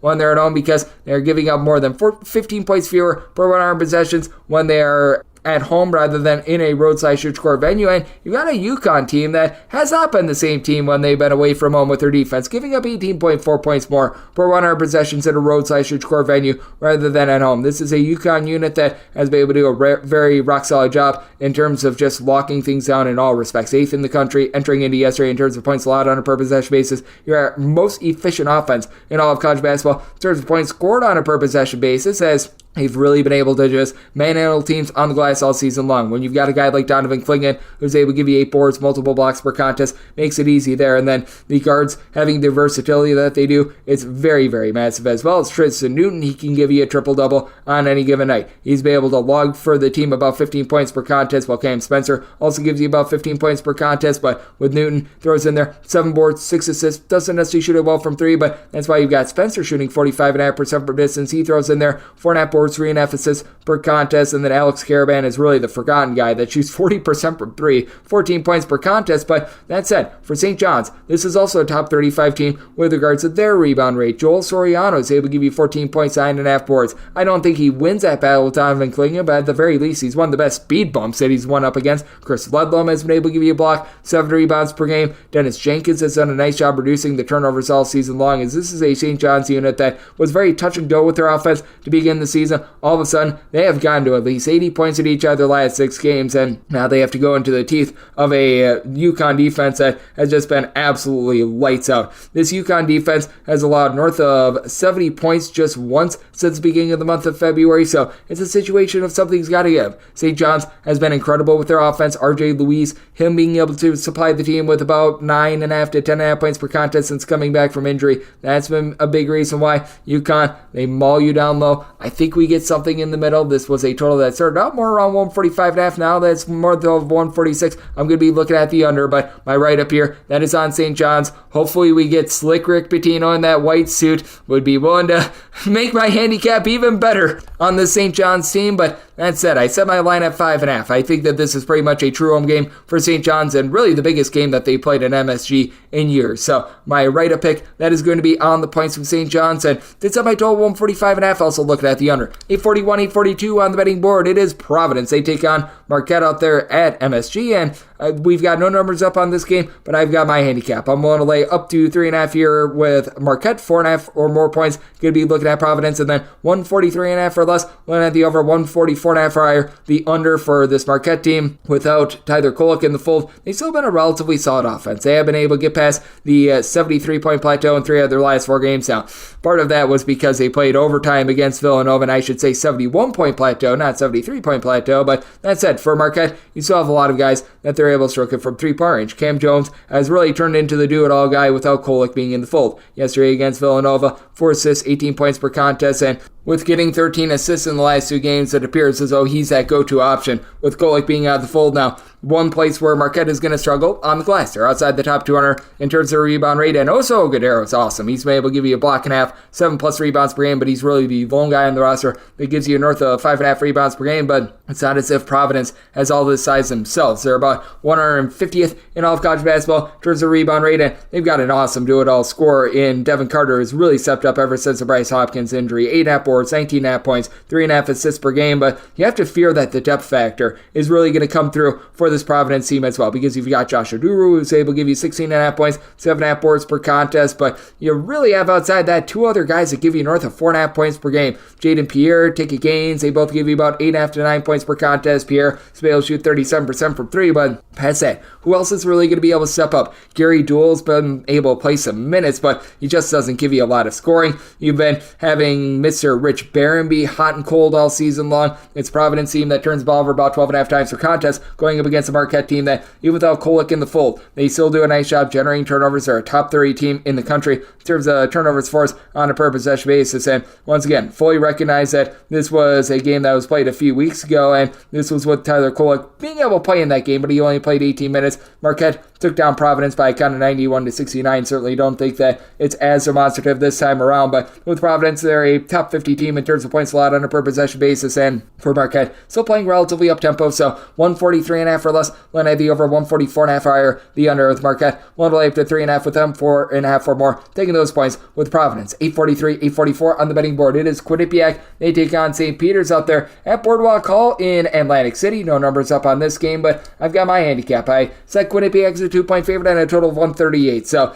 1.5 or less, 1 to lay with Quinnipiac, 2.5 or more, taking those points with St. Peter's, and then 137.5 or less, looking at the over 138.5 or higher, the under end for St. Peter's. They actually just saw this team about a week or so ago, and Quinnipiac in that game, they were able to get the job done and won that game quite convincingly by a count of 89-74. I think we're going to see a big reversal here. This is a St. Peter's team that is in the top 10 nationally in terms of points allowed on a per possession basis, and that's before they gave up just 48 points yesterday in their win to be able to get in this spot. Now, St. Peter's is starting to have a little bit more of a go-to scorer, as it's been Corey Washington, who has really stepped up for this bunch, about 16.5 points, throwing in there 6.5 board shoots in the mid-30s from three-point range, but St. Peter's well outside the top 250 in terms of points scored on a per possession basis, and Quinnipiac is a very well-rounded team. They don't have as much of a forte as St. Peter's, but they do a nice job of being able to give you both offense and defense. This is a top 90 team in terms of points allowed on a per possession basis and points scored on a per possession basis, and for Quinnipiac, you look at the way that they've guarded on the road, they're only giving up 1.3 points more per 100 possessions away from home rather than at home. If you look at just their road defensive efficiency only, they're a top 55 team in terms of points allowed on a per possession basis, and they do a nice job by committee of rebounding. Amari Tice, Paulo Tino, they combine for 14 rebounds per game between the two of them, about 24 points per contest. Matt Bolanic has been able to shoot 36.5% from three, supplies 18.5 points per game for a Quinnipiac team that, if you get them in a dip and tuck spot, they do shoot as a collective 78.5% the free throw line, top 15 mark in all of college basketball. And St. Peter's, though they do have their issues on offense, this is a bunch that does shoot about 72% the free throw line. They've been able to do a pretty rock solid job with that regard, but I do think that for St. Peter's, they're going to do a nice job on the glass. Top 30 team in all of college basketball in terms of percentage of missed shots that do result in an offensive rebound, and St. Peter's has a very slight leg up with regards to the rebound rate, 75th in all of college basketball for them, 77th with Quinnipiac. Quinnipiac has a little bit more pure size. With St. Peter's, you've got someone like Latrell Reed that's got versatility, 4.5 assists, 4.5 boards, 11.5 points per contest. Like the way that designated shooter Marcus Randolph has stepped up as well. He's now shooting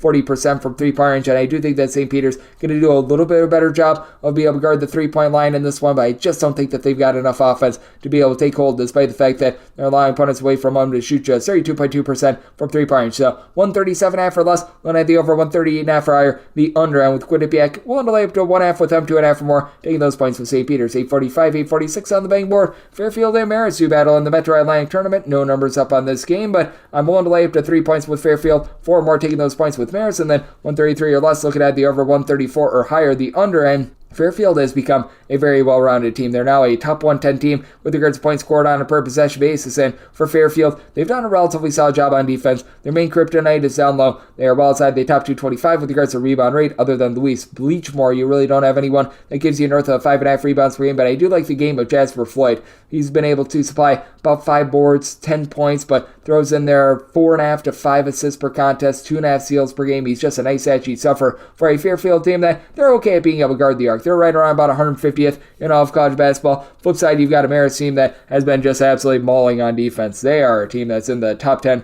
in all of college basketball in terms of points allowed on a per possession basis, and it's not really via turnovers or anything like that. They just do a great job in all respects. They're a top 75 team in terms of opponents' 2-point and 3-point shooting percentage in a roadside court venue. You've been able to get a little bit more offense out of Marist as well. They are able to shoot it okay from 3-point range. Now, a part of that is because they do turn the ball over to be able to get those good shots. They turn the ball over about 12 times per contest, but got Javon Cooley shooting 44% from the outside, 7 points per contest. You've been able to get 38% 3-point shooting and 11 points per contest of Josh Passarelli as well. So, like what he's able to bring to the table. And for Marist, this is actually a relatively pedestrian rebound rate team. They're within the top 175, but not by much. They don't have a single guy that gives you north of 5 rebounds per game. The Max Allen, top scorer, does give you 11.5 points, 4 boards per contest for a Marist team that does a very good job of just being able to lock you down, get you playing their slow, grody style, as they are well outside the top 300 in terms of total possessions per game. And last time these two teams played, Marist got the job done 58-55 against a Fairfield team that has been playing much more up-tempo, and it's a Fairfield team that has actually shot it much better from 3-point range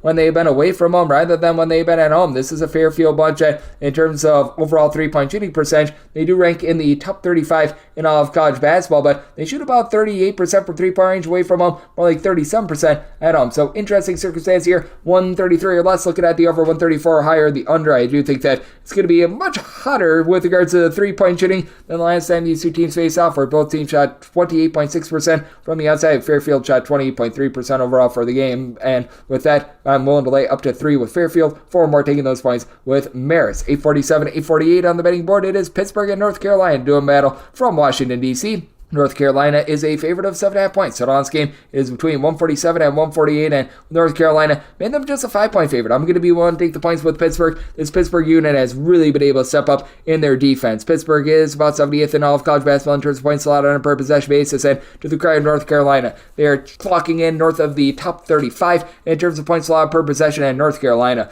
allowing opponents to shoot 28.3% from three-point range away from home. That is a top 15 mark in all of college basketball, but Pittsburgh has been able to do a relatively solid job of being able to guard that three-point line as well. 27th in the country with that regard. It does hike up to about 32.9% one away from home, but I do think the Pittsburgh going to do a nice job of being able to be relatively lively on the glass. Top 50 team in terms of rebound rate. They don't quite have those just dominant guys that you got with this North Carolina team, as Armando Bacot along with Harrison Ingram, they combine for 19 plus rebounds per game. Both of these guys are able to give you double figures, and then you've got your top scorer in RJ Davis supplying 21 points, 3.5 assists, shoots 41.5% from three for a North Carolina team that is really a top 30 team in terms of both points scored and points allowed on a per possession basis. But for Pittsburgh, they've been able to be a very good team at just taking care of the ball. They only turn the ball over about 9 times per contest. Top 30 team with regards to ball security in all of college basketball. Blake Hinson being a nice go-to scorer. At 6'7", he's able to shoot north of 40% from three, 19 points per contest. And you've got a Pittsburgh team that they've got 5 separate guys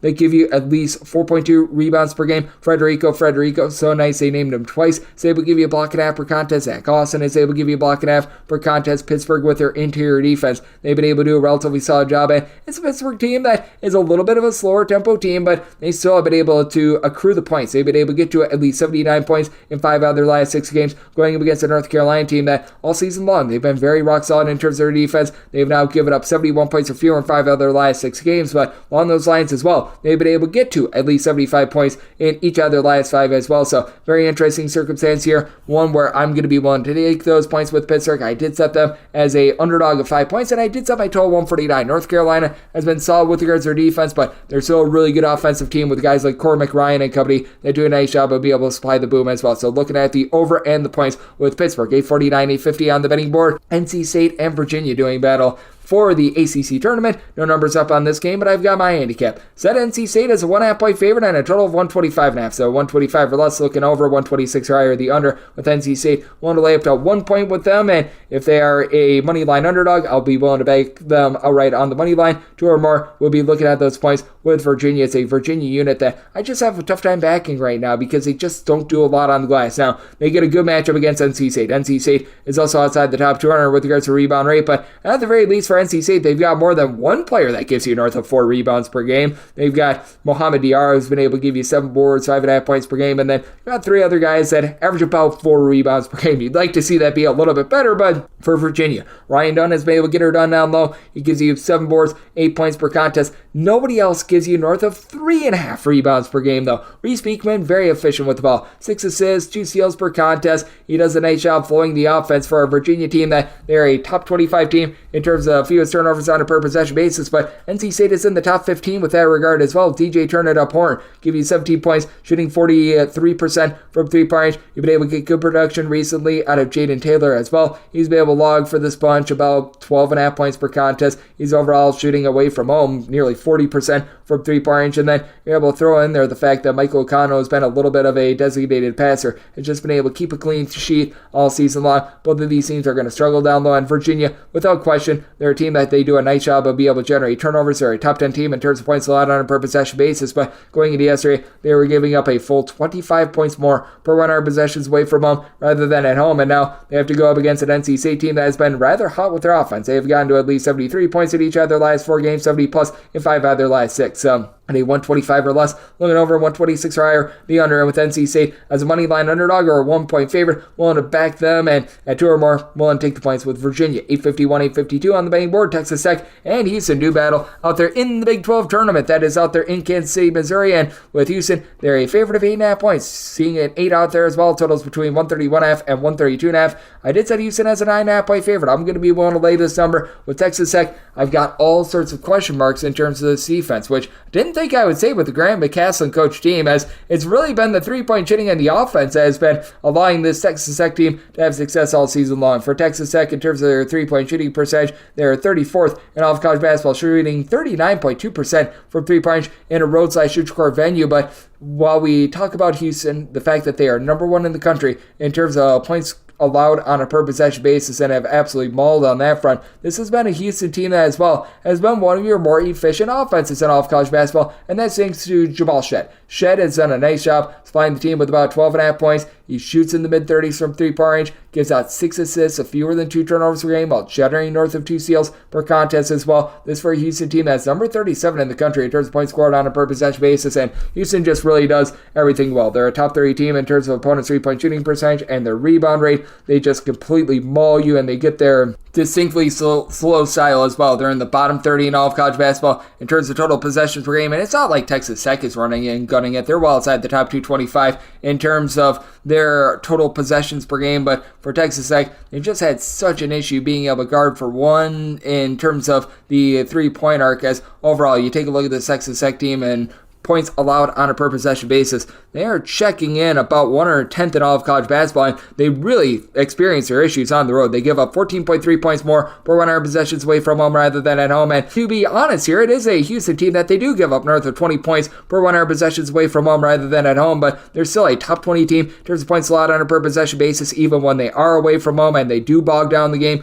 Meanwhile, for Texas Tech, away from home, they allow opponents to shoot north of 35% from three-point, with LJ Cryer chipping in their 15-plus points per contest, shooting north of 37% from three-point, and Houston being a top 15 team in terms of turnovers forced on a per possession basis, and being a top 50 team with regards to being able to protect the ball. That's going to put Texas Tech in a little bit of a bind, even though you do have someone like Darian Williams who's able to give you 10-plus points, 8-plus boards, really nice stat sheet stuff for a 7-footer in Warren Washington that does a good job of being upon the glass as well. Even with that, Texas Tech well outside the top 80 in terms of their rebound rate. So did set Houston as a 9.5 point favorite. I'm going to be one to lay the number, and did set my total at a 133.5. So circumstance where I do like this total over. I do think that this could be snug enough for late game following. I think that Texas Tech hits a few shots, but at the same time, their defense just not able to hold this under. So one at the over, and Houston laying the number. 853, 854 on the betting board. It is Iowa State, and they're going to be playing against Baylor. Baylor does find themselves as a 1.5 point underdog on our opener. Total on this game is 137, and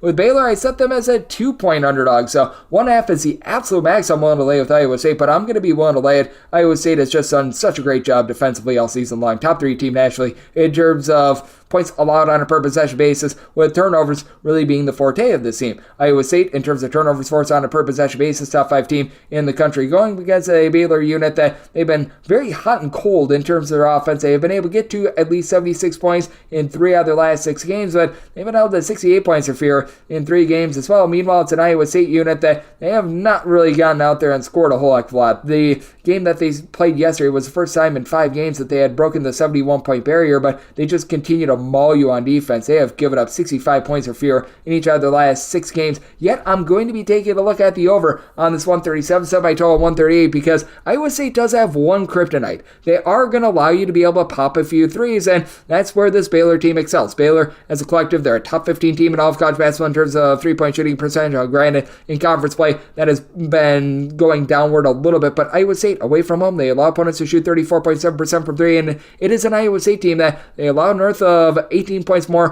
per 100 possessions when they're away from home rather than when they are at home, and they're going against a Baylor team that has been very efficient in general with their offense. Jacoby Walter, A.J. Dennis, they combine for 28 points per contest. They combine for also about 2.5 steals per contest. And for Baylor, to their credit, even though they don't have a single guy that gives you north of 5.6 rebounds per game, Yves Massey, Jalen Bridges, they both give you pretty much 5.5 boards per contest. They are a team that does rank in the top 55 nationally in terms of their rebound rate. That's a little bit of an advantage that they're going to have on Iowa State as well. Iowa State has become a better rebounding team, but in terms of their rebound rate, they're checking in about 126th in all of college basketball, but it's going to be really hard to match up with these 2 guards of Iowa State and Keyshawn Gilbert along Taymon Lipsby, who have been able to combine for 26 points, 9 boards, 9 assists, 4.5 steals per contest. Lipsby shoots 37% from 3. Milan Mimosilovic, he's been able to shoot about 36% from the outside with about 11 points per contest. It's a Iowa State team that is a little bit suspect in a late game fouling situation. They only shoot about 69% at the free throw line, but last time these 2 teams faced off, you have to go all the way back to early February.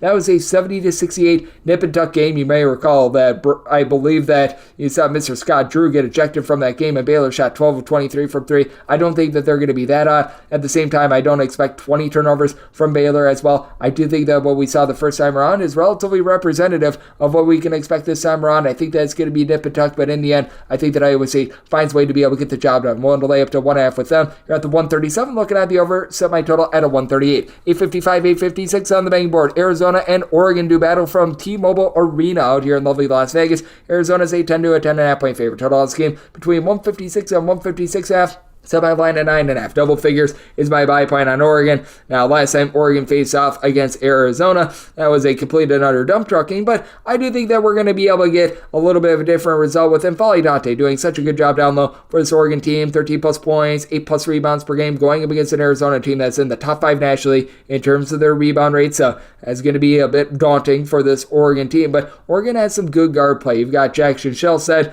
coupled with Jermaine Cuisart, who've done a solid job being able to combine for in that pocket of about 28.5 to 29 points per contest. Both of these guys shooting the mid-30s from three-point range against an Arizona team that they do experience quite a bit of drop-off with regards to their defense away from home rather than at home. And this is a bunch that they rank in the top 10 nationally. Arizona does in terms of points scored on a per possession basis. They're more on 23rd with regards to their defense, but going into yesterday, they were giving up 17 points more per 100 possessions away from home rather than at home. Now, I will say for Oregon, at home, they allow opponents to shoot about 31% from three-point range. That's north of 37.5% in a road/core venue. And Oregon, overall, 170th in the country in terms of points allowed on a per possession basis, giving up about 10.5 points more per 100 possessions when they leave home. But we have noticed this Arizona team playing a bit of better defense, but they've got just really good facilitation in general on their side. You've been able to have Paul Larson along with Caleb Love combined for about 7 assists per contest, and with Umar Bello, he's going to be able to win that battle down low. 13 points, 10 boards, gives you a block per contest. Meanwhile, you've got Larson shooting 40.5% from three-point range, and as a matter of fact, out of your top 5 scorers that have shot at least 1 3 and made at least 1 3 this season for Arizona, all but one of them shoot at least 38.7% from the outside. Keshad Johnson is one of them, shooting 38.5% for 3, 12 points, 6 boards per contest. But I do think that with Oregon doing a nice job, being able to protect the ball, them being able to really find a little bit of a different gear on offense as well. This is an Oregon unit that now they've been able to get to at least 75 points in 3 of their last 5 games, going up against an Arizona team that, to their credit, the defense, it has been playing quite a bit better recently. They have now given up 67 points of fear in 3 of their last 5 games, but I do think that Oregon going to atone for the fact that they lost 103 to 83 to begin the month in that game. Arizona shot 14 of 25 from 3, and Arizona does take a little bit of fall off, one away from home. So it's a circumstance where I'm willing to take double figures here with Oregon. Did something I told 153.5. I do think that Dana Altman getting through his guys' skulls that they need to play a little bit more defense. So looking at the under and the points with Oregon. 857, 858 on the betting board. Washington State and Colorado do battle out there in the Pac-12 tournament. No numbers up on this game, but I mean, Colorado, the 2-point favorite with a total of 144. So 1.5 or less, willing to lay it with Colorado, shake them as a money line underdog. 2.5 or more, taking the points with Washington State. And then 143.5 or less, looking at the over. 144.5 or higher, the under. Washington State has been able to do all the little things so well this season. This bunch is a top 55 team in terms of rebound rate. They only turn the ball over about 10.5 times per contest. They don't necessarily have that one dominant player, as you got a pair of guys in Miles Rice, Isaac Jones, that both give you about 15.5 points per contest. They've done a really good job of just making sure that they don't miss assignments on defense, things like that. But you do have a Colorado team that is a top 20 team nationally with regards to their rebound rate, and it is a Colorado team that has been very touch and go. They do allow opponents to shoot 36.5% from three-point range away from home, and when this team is away from home, they're just not the same shooting team. They shoot north of 41% from three-point range at home, sub 35% in a roadside shoot court environment from three-point range. But that said, I do think the Colorado going to be able to continue to improve their defense just a little bit more against a Washington State team that is rather slow and controlled. Washington State, while outside the top 240 with regards to total possessions per game, I like Andre Iguodala down low, about 10 points, 5.5 rebounds per game, but it's not a team with overly much depth. So I do think that that's going to help out a Colorado unit that they've been able to get such good production out of. KJ Simpson, 19 plus points, 5.5 boards from three-point range. You've got someone that's really able to bomb it very, very well for this bunch, as you've been able to get Tristan Da Silva shooting north of 40% from three-point range. And for Colorado, it's just a very complete team in general with the way that they have been able to shoot those threes. And for Colorado, they do come into this game playing their best defense of the season. They have given up now 71 points or fewer in 3 of their last 4 games. And you take a look at the last time that these two teams hooked up, that was in very late January. Washington State got the job done 78-69. That was a game where Washington State just completely won the battle on the glass. They were able to win that 40-35, and they were able to win the turnover battle. I do think that Colorado going to do a little bit of a better job of being able to hunker down with that regard, as they've been dealing with Cody Williams being in the fold, getting him back, a 6'8" freshman that's able to shoot 45% from three-point range. I think that that's going to be a massive X factor against a Washington State team that has really been able to do a nice job of being able to ascend recently with their rebounding, but I do think that Colorado is going to be able to hit the glass and do a good job of being able to get the job done. I did set Colorado as a 2-point favorite, 1 to lay up to 1.5 with them, /shake them as a money line underdog with Washington State. Need at least 2.5 to take the points with them, 143.5 or less. Then at the over 144.5 or the under 859, 860 on the betting board. It is Grand Canyon, and they're going to be playing against Seattle. This is a part of the WAC tournament out here in lovely Las Vegas. The numbers up on this game, but I've got my handicap with Grand Canyon. 1 to lay up to 5.5 with them, 6.5 or more. Take the points with Seattle, 135.5 or less. Then at the over 136.5 or higher. The under. This is probably the toughest matchup that Grand Canyon can face in this tournament, and I say that with all due respect to Tarleton State. Seattle already knocked off Grand Canyon once this season, and in their loss, took them to overtime. This Seattle team is the real deal when it comes to defense, and they've got a nice go-to scorer in Cam Tyson that's able to give you about 18.5 points per contest, but he's got a lot more help this season. Now, with Seattle, it's not like they're some sort of flamethrower team with regards to their offense who are in the country in terms of points scored on a per possession basis, but they literally average the same amount of points per possession when they're away from them rather than at home, and this team's bread is buttered with regards to their defense, being 21st in the country in terms of points allowed on a per possession basis. You've got a pair of guys that combine for about 2.5 blocks per contest in Brandon Sharpfield, along Kobe Williamson, Jason Christophilius, Alex Shoemaker. They've been able to combine for about 25.5 points per contest, with Christophilius shooting 40% from three-point. What does doom Seattle a little bit is the fact that they do turn the ball over 13 times per contest, but Grand Canyon does turn the ball over about 12.5 times per game. That's really the lone thing that they do incorrectly. Grand Canyon, top 30 team in terms of both rebound rate and in terms of points allowed on a per possession basis, with Ty and Graham Foster, one of the most versatile players in the country. Block and half, steal and half, 19 points, 6 boards, shoots 33% for three-point range, while Gabe McLaughlin provides 7 rebounds while shooting 42% for three on 13.5 points per contest. And you've got guys that know their role. Javon Blackshear was a really good go-to scorer last season, down to only about 4.5 points per contest this season after he dealt with injury, but still shooting about 43.5% from three-point range. You've been able to get relatively good production when he's been out there and calling more as well. He's been able to give you more with 8 points, 2 assists per contest as well, but I do think that Seattle just matches up really well with this team. It's a Seattle bunch that just continues time and time again to get the job done on defense. This is a unit that now has given up 70 points or fewer in 5 out of their last 6 games. You've got a Grand Canyon team that's been able to do a solid job on that side of things as well. Had a little bit of a hiccup when they face off against Abilene Christian and Tarleton State, but really past that, this team has been pretty rock solid with that regard, while still being a team that really puts up some nice numbers on offense. So, circumstance where I am going to be willing to take 6.5 or more here with Seattle, 5.5 or less, willing to lay with Grand Canyon, 135.5 or less, looking over 136.5 or higher. The under 861, 862 on the betting board. Tarleton State and UT Arlington do battle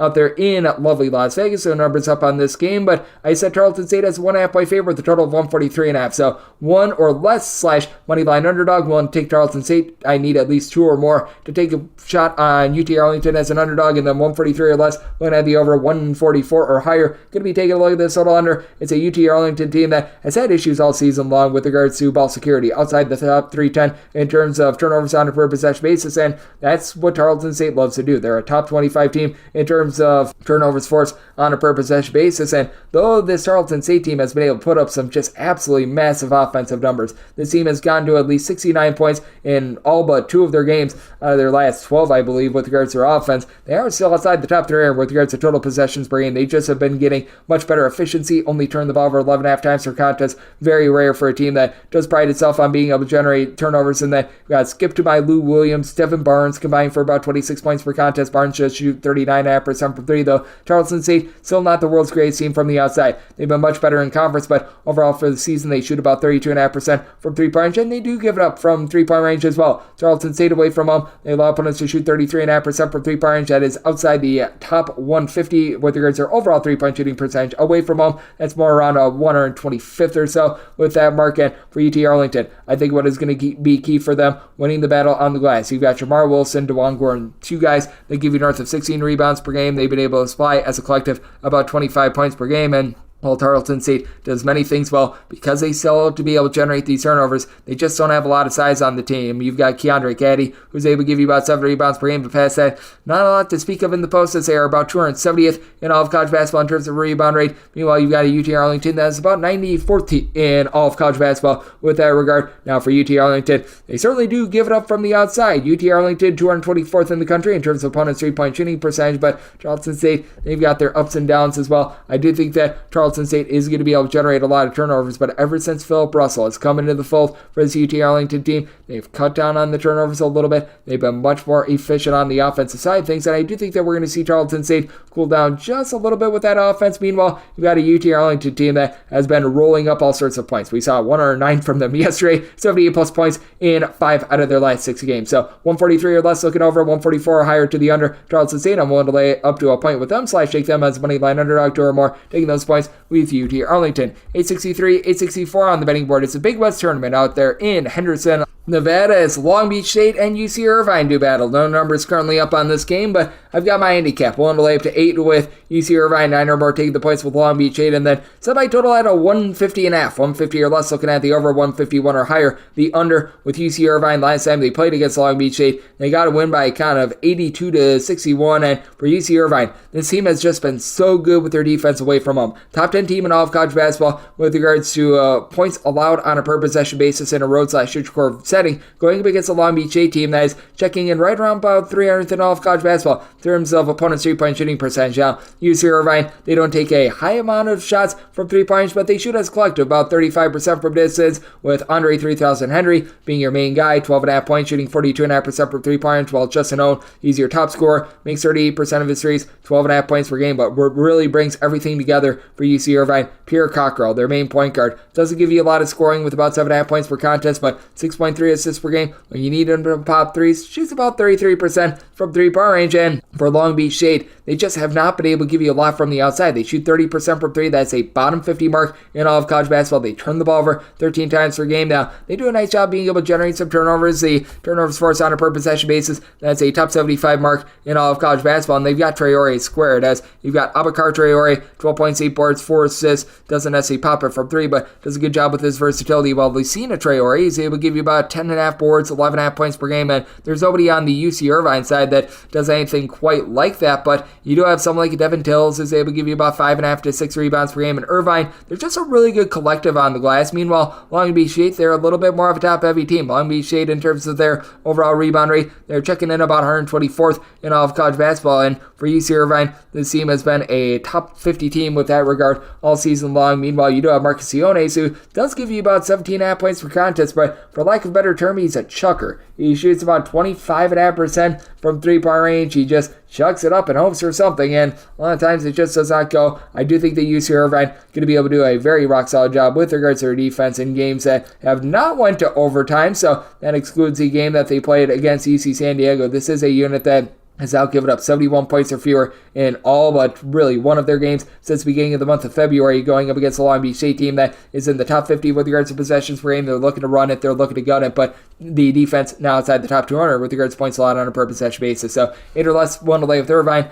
9 or more taking the points with Long Beach State, and then 150 or less looking over, 151 or higher to the under. 865, 866 on the betting board. It is UC Davis, and they are going to be playing against Hawaii out here in Henderson, Nevada, and you've got no numbers up on this game, but I've got my handicap. I did say UC Davis as a underdog of 2 points with a total of 134, so 1.5 or less, willing to lay with Hawaii, 2.5 or more taking those points with UC Davis, and then I'm going to be willing to take the over on 133.5 or less, 134.5 or higher. The under. Last time these two teams played, that was in UC Davis's dojo in late February, 75-63. UC Davis got the win, but in that game, they needed Ty Johnson along with Elijah Pepper to go nuclear. They combined for 60 of the team's 75 points. They did a really nice job getting to the free throw line when it combined 17 of 18 at the charity stripe, and it's a Hawaii team that overall has been solid with their defense. Top 125 team in terms of both points allowed on a per possession basis and opponent's 3-point shooting percentage, while UC Davis, to their credit, top 75 team with regards to points allowed on a per possession basis, but very top-heavy team. Pepper and Johnson, who I just mentioned, they're combining for 38 points,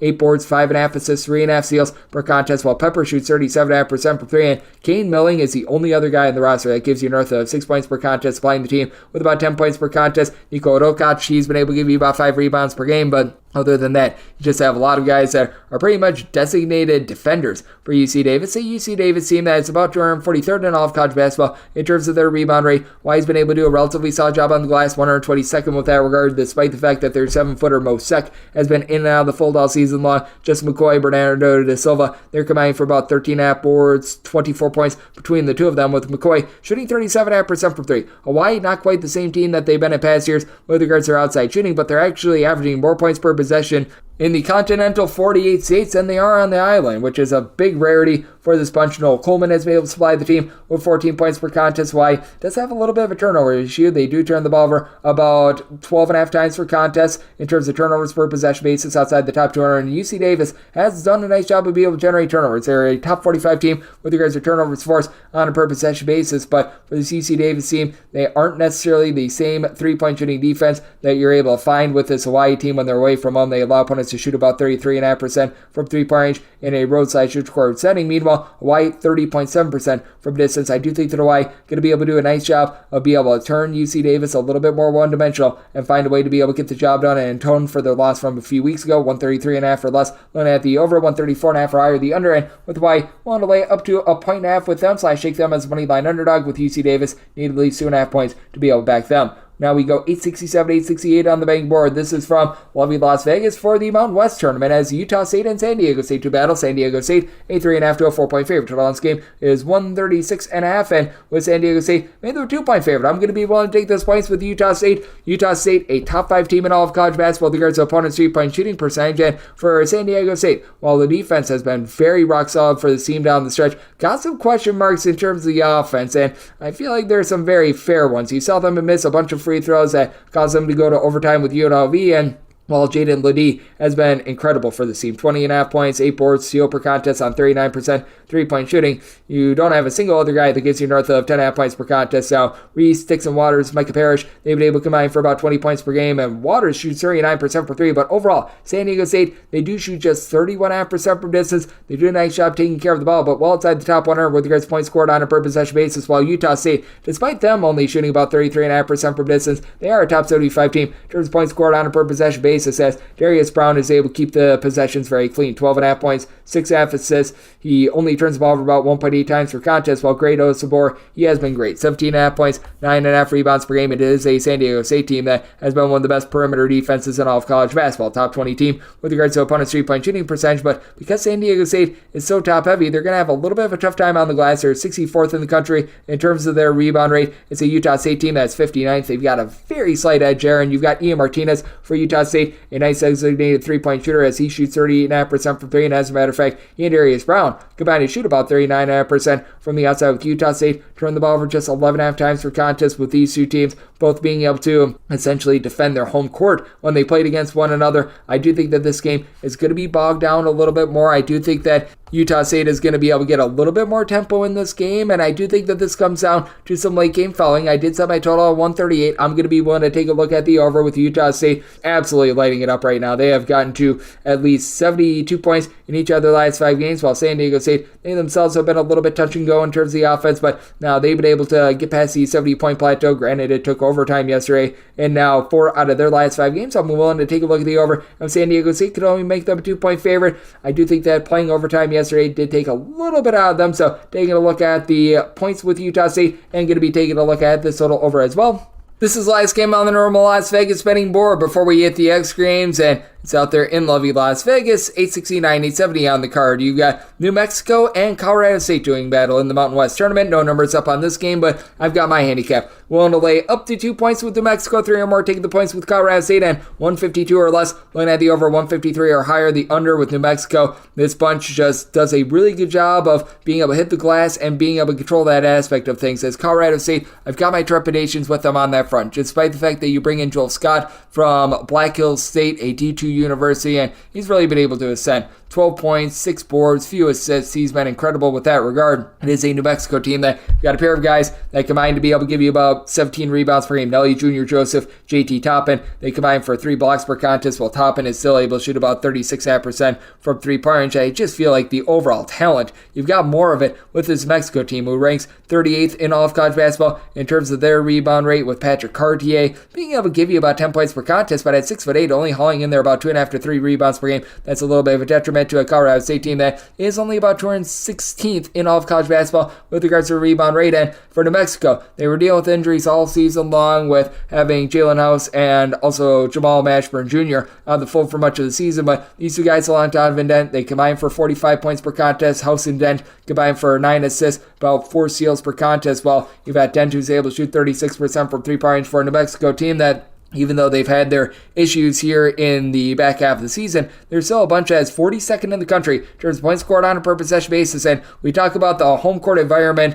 of the Pit. They're only averaging 1.9 points fewer per 100 possessions away from home rather than at home. They actually travel really well with their offense, going against a Colorado State team that they have been declining a little bit in terms of their offense. In terms of points scored on a per possession basis, they're still 26th in the country. And you've got Isaiah Stevens, who's been able to do an incredible job shooting north of 40% from 3-point range. He doles out 7.5 assists to right in that neighborhood about 2.2 turnovers per contest. You've been able to have Nique Clifford have all sorts of versatility, 7 boards, 12 points, shoots 40% from 3-point range. But even though Colorado State is so efficient with their offense, they do shoot just 34.5% from 3-point range, and they do have to go up against a New Mexico team that I recognize that they've had some ups and downs on this front, but they still are a top 50 team in all of college basketball. In terms of opponents' 3-point shooting percentage, Colorado State, they've been having some issues on that front. With Colorado State, they're allowing teams to be able to pop it from 3-point range at a clip of about 34% overall. They're actually a better 3-point shooting defense away from home rather than when they are at home. But I do think that New Mexico going to be able to get some good offense flowing, even though Colorado State is outside the top 250 with regards to their total possessions per game. Last time these two teams played, it was a 68-66 slog in which both teams were just stuck in the mud in general. But New Mexico was able to win that turnover battle. I think that they're going to be able to do so once again here. So one to lay up to 2 with New Mexico, 3 or more taking the points with Colorado State, and then 152 or less looking over, 153 or higher the under. Now let's hit the extra games. The normal betting board picks are complete, but there are some extra games today, so we go into the bonus. 306-501, 306-502, the SWAC tournament out there in Birmingham. We've got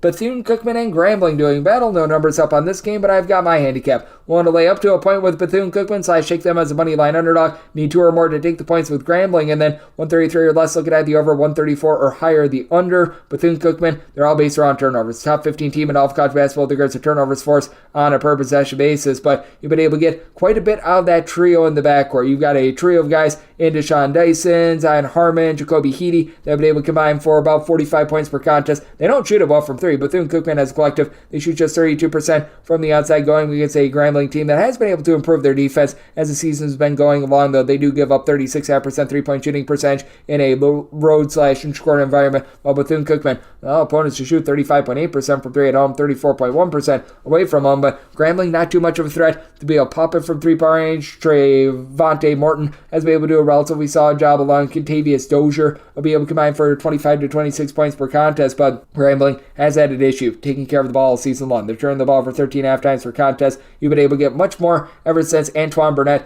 2-time transfer from Troy, was able to come into the fold. He's been able to give you about 10.5 points, 6.5 boards, shoots 37.5% from 3-point range, but for Grambling, it is a team that doesn't necessarily have a ton down low to be able to maximize the kryptonite that you do have with Bethune-Cookman. Bethune-Cookman does not have a single guy that gives you north of 5 rebounds per game. That's a little bit of an issue, and for Grambling, last year they were one of the top rebounding teams in all of college basketball. While they still are better than Bethune-Cookman, 291st in all of college basketball in that respect, they've gone down to about 281st in the country with that regard. They don't generate the same amount of turnovers that Bethune-Cookman does, and I do think that Cookman could be able to do a solid job against a Grambling team that is a little bit lower tempo. Last time these two teams played, Grambling did get the best of Bethune-Cookman on their home floor, 69-60 in that game. You saw Grambling go 6 of 12 from 3-point range and won the turnover battle 16-14, but Bethune-Cookman was able to play even up on the glass. I do think that Bethune-Cookman wins the turnover battle and the game. Willing to lay up to a point with Bethune-Cookman / take them as money line underdog, and then with Grambling, need at least 2 or more to take a shot on them. 133 or less, looking over 134 or higher. The under 36503, 36504. Alabama A&M and Texas Southern do battle from Alabama. You've got Texas Southern, a 5-point favorite with a total total of 135.5. I did set Texas Southern as a 6-point favorite. I'm going to be willing to lay the number. Alabama A&M just does not have a lot of really redeeming qualities in general, as their lone double-figure scorer in Dalen Smith is currently out of the fold. So you're relying upon Omari Peak along Cameron Tucker out there in the backcourt. Pair of guys that give you between 9 and 9.5 points per contest. Tucker's done a nice job, giving you about 4 assists per contest, but Alabama A&M, a bottom 20 team in all of college basketball in terms of turnovers on a per possession basis. So they do a nice job taking the ball away as well. Both of these teams in the top 100 with regards to turnovers forced on a per possession basis, but Jonathan Cisse, BJ Henry, they should be able to take over this game. They're combining for about 28 points per contest. Cisse is now shooting 39.5% from 3, and if you look at the overall season numbers for Texas Southern, it does not quantify what they're currently doing in offense. Texas Southern, in terms of points scored on a per possession basis, they are poultry 298th in all of college basketball, but if you look at what they've been able to do recently, it is just completely night and day. Texas Southern has now been able to get to at least 70 points in each of their last 6 games, and this team has gone to at least 68 points in all but one of their games since the beginning of the month of February. They have completely turned over a new leaf. It's a Texas Southern team that typically dominates on the glass, not doing as much this year, but now they're a top 100 team in terms of points allowed on a per possession basis as well. This while not having a single guy that gives you north of 4.3 rebounds per game, but on the flip side for Alabama A&M, nobody gives you north of 4.1 rebounds per game for them as well. It's just a rudderless, strange bunch that's outside the top 225 in terms of both points scored and points allowed on a per possession basis, and with Texas Southern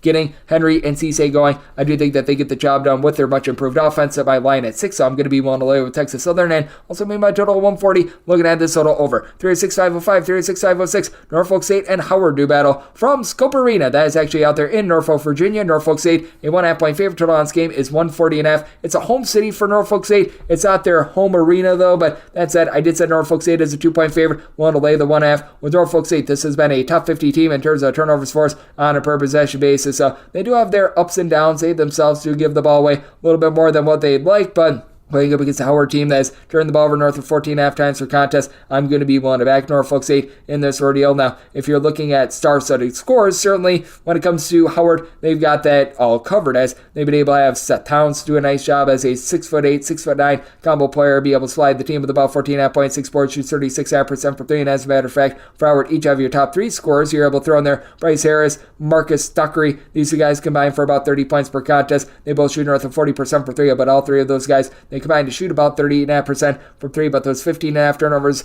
very costly for a Howard team that they don't necessarily do the world's greatest job on defense as well. They're well outside the top 225 in terms of points allowed on a per possession basis. They allow opponents to shoot north of 35% from 3-point in a roadside-core venue, going up against a Norfolk State team that they're going to allow some open looks from 3. They're about 175th in all of college basketball with that regard, but Howard just doesn't really generate a lot of turnovers, and this is a Howard team that they should be able to have a bit of an advantage down low. When it comes to Norfolk State, you've got Jelani Darden, who's right now your top rebounder. He's only been able to supply the team with about 5 rebounds per game. It is a Howard bunch that is about 102nd in the country with regards to rebound rate. Meanwhile, for Norfolk State, they're only about 220th with this regard, but having Jabari Thomas, the transfer from UNC Wilmington, supplying you with 17 points, 3.5 assists per contest, that's a big booster for a Norfolk State team that they're shooting about 33.5% from 3-point range, but at the top of your top 4 scorers, 3 of them do shoot at least 36.5% from 3-point, including their top rebounder in Darden, who shoots 38.5% from the outside, with Norfolk State doing such a good job being able to generate those turnovers. I do think that they find a way against a Howard team that gets very loose with it to be able to get the job done. It is a Howard team that has been better with their defense. They have now given up fewer than 70 points in 4 of their last 5 games, but you got a Norfolk State team that is saying mock turbo with regards to their offense, getting to at least 69 points in 6 or 8 games. So somebody told 144, looking at the over and willing to lay up to 1.5 with Norfolk State, and we wrap things up with 306.507, 306.508. Delaware State and NC Central do battle out there from Scope Arena, and with NC Central, I did set them as a favorite of 3 points with a total of 139. So 2.5 or less willing to lay with NC Central, 3.5 or more taking the points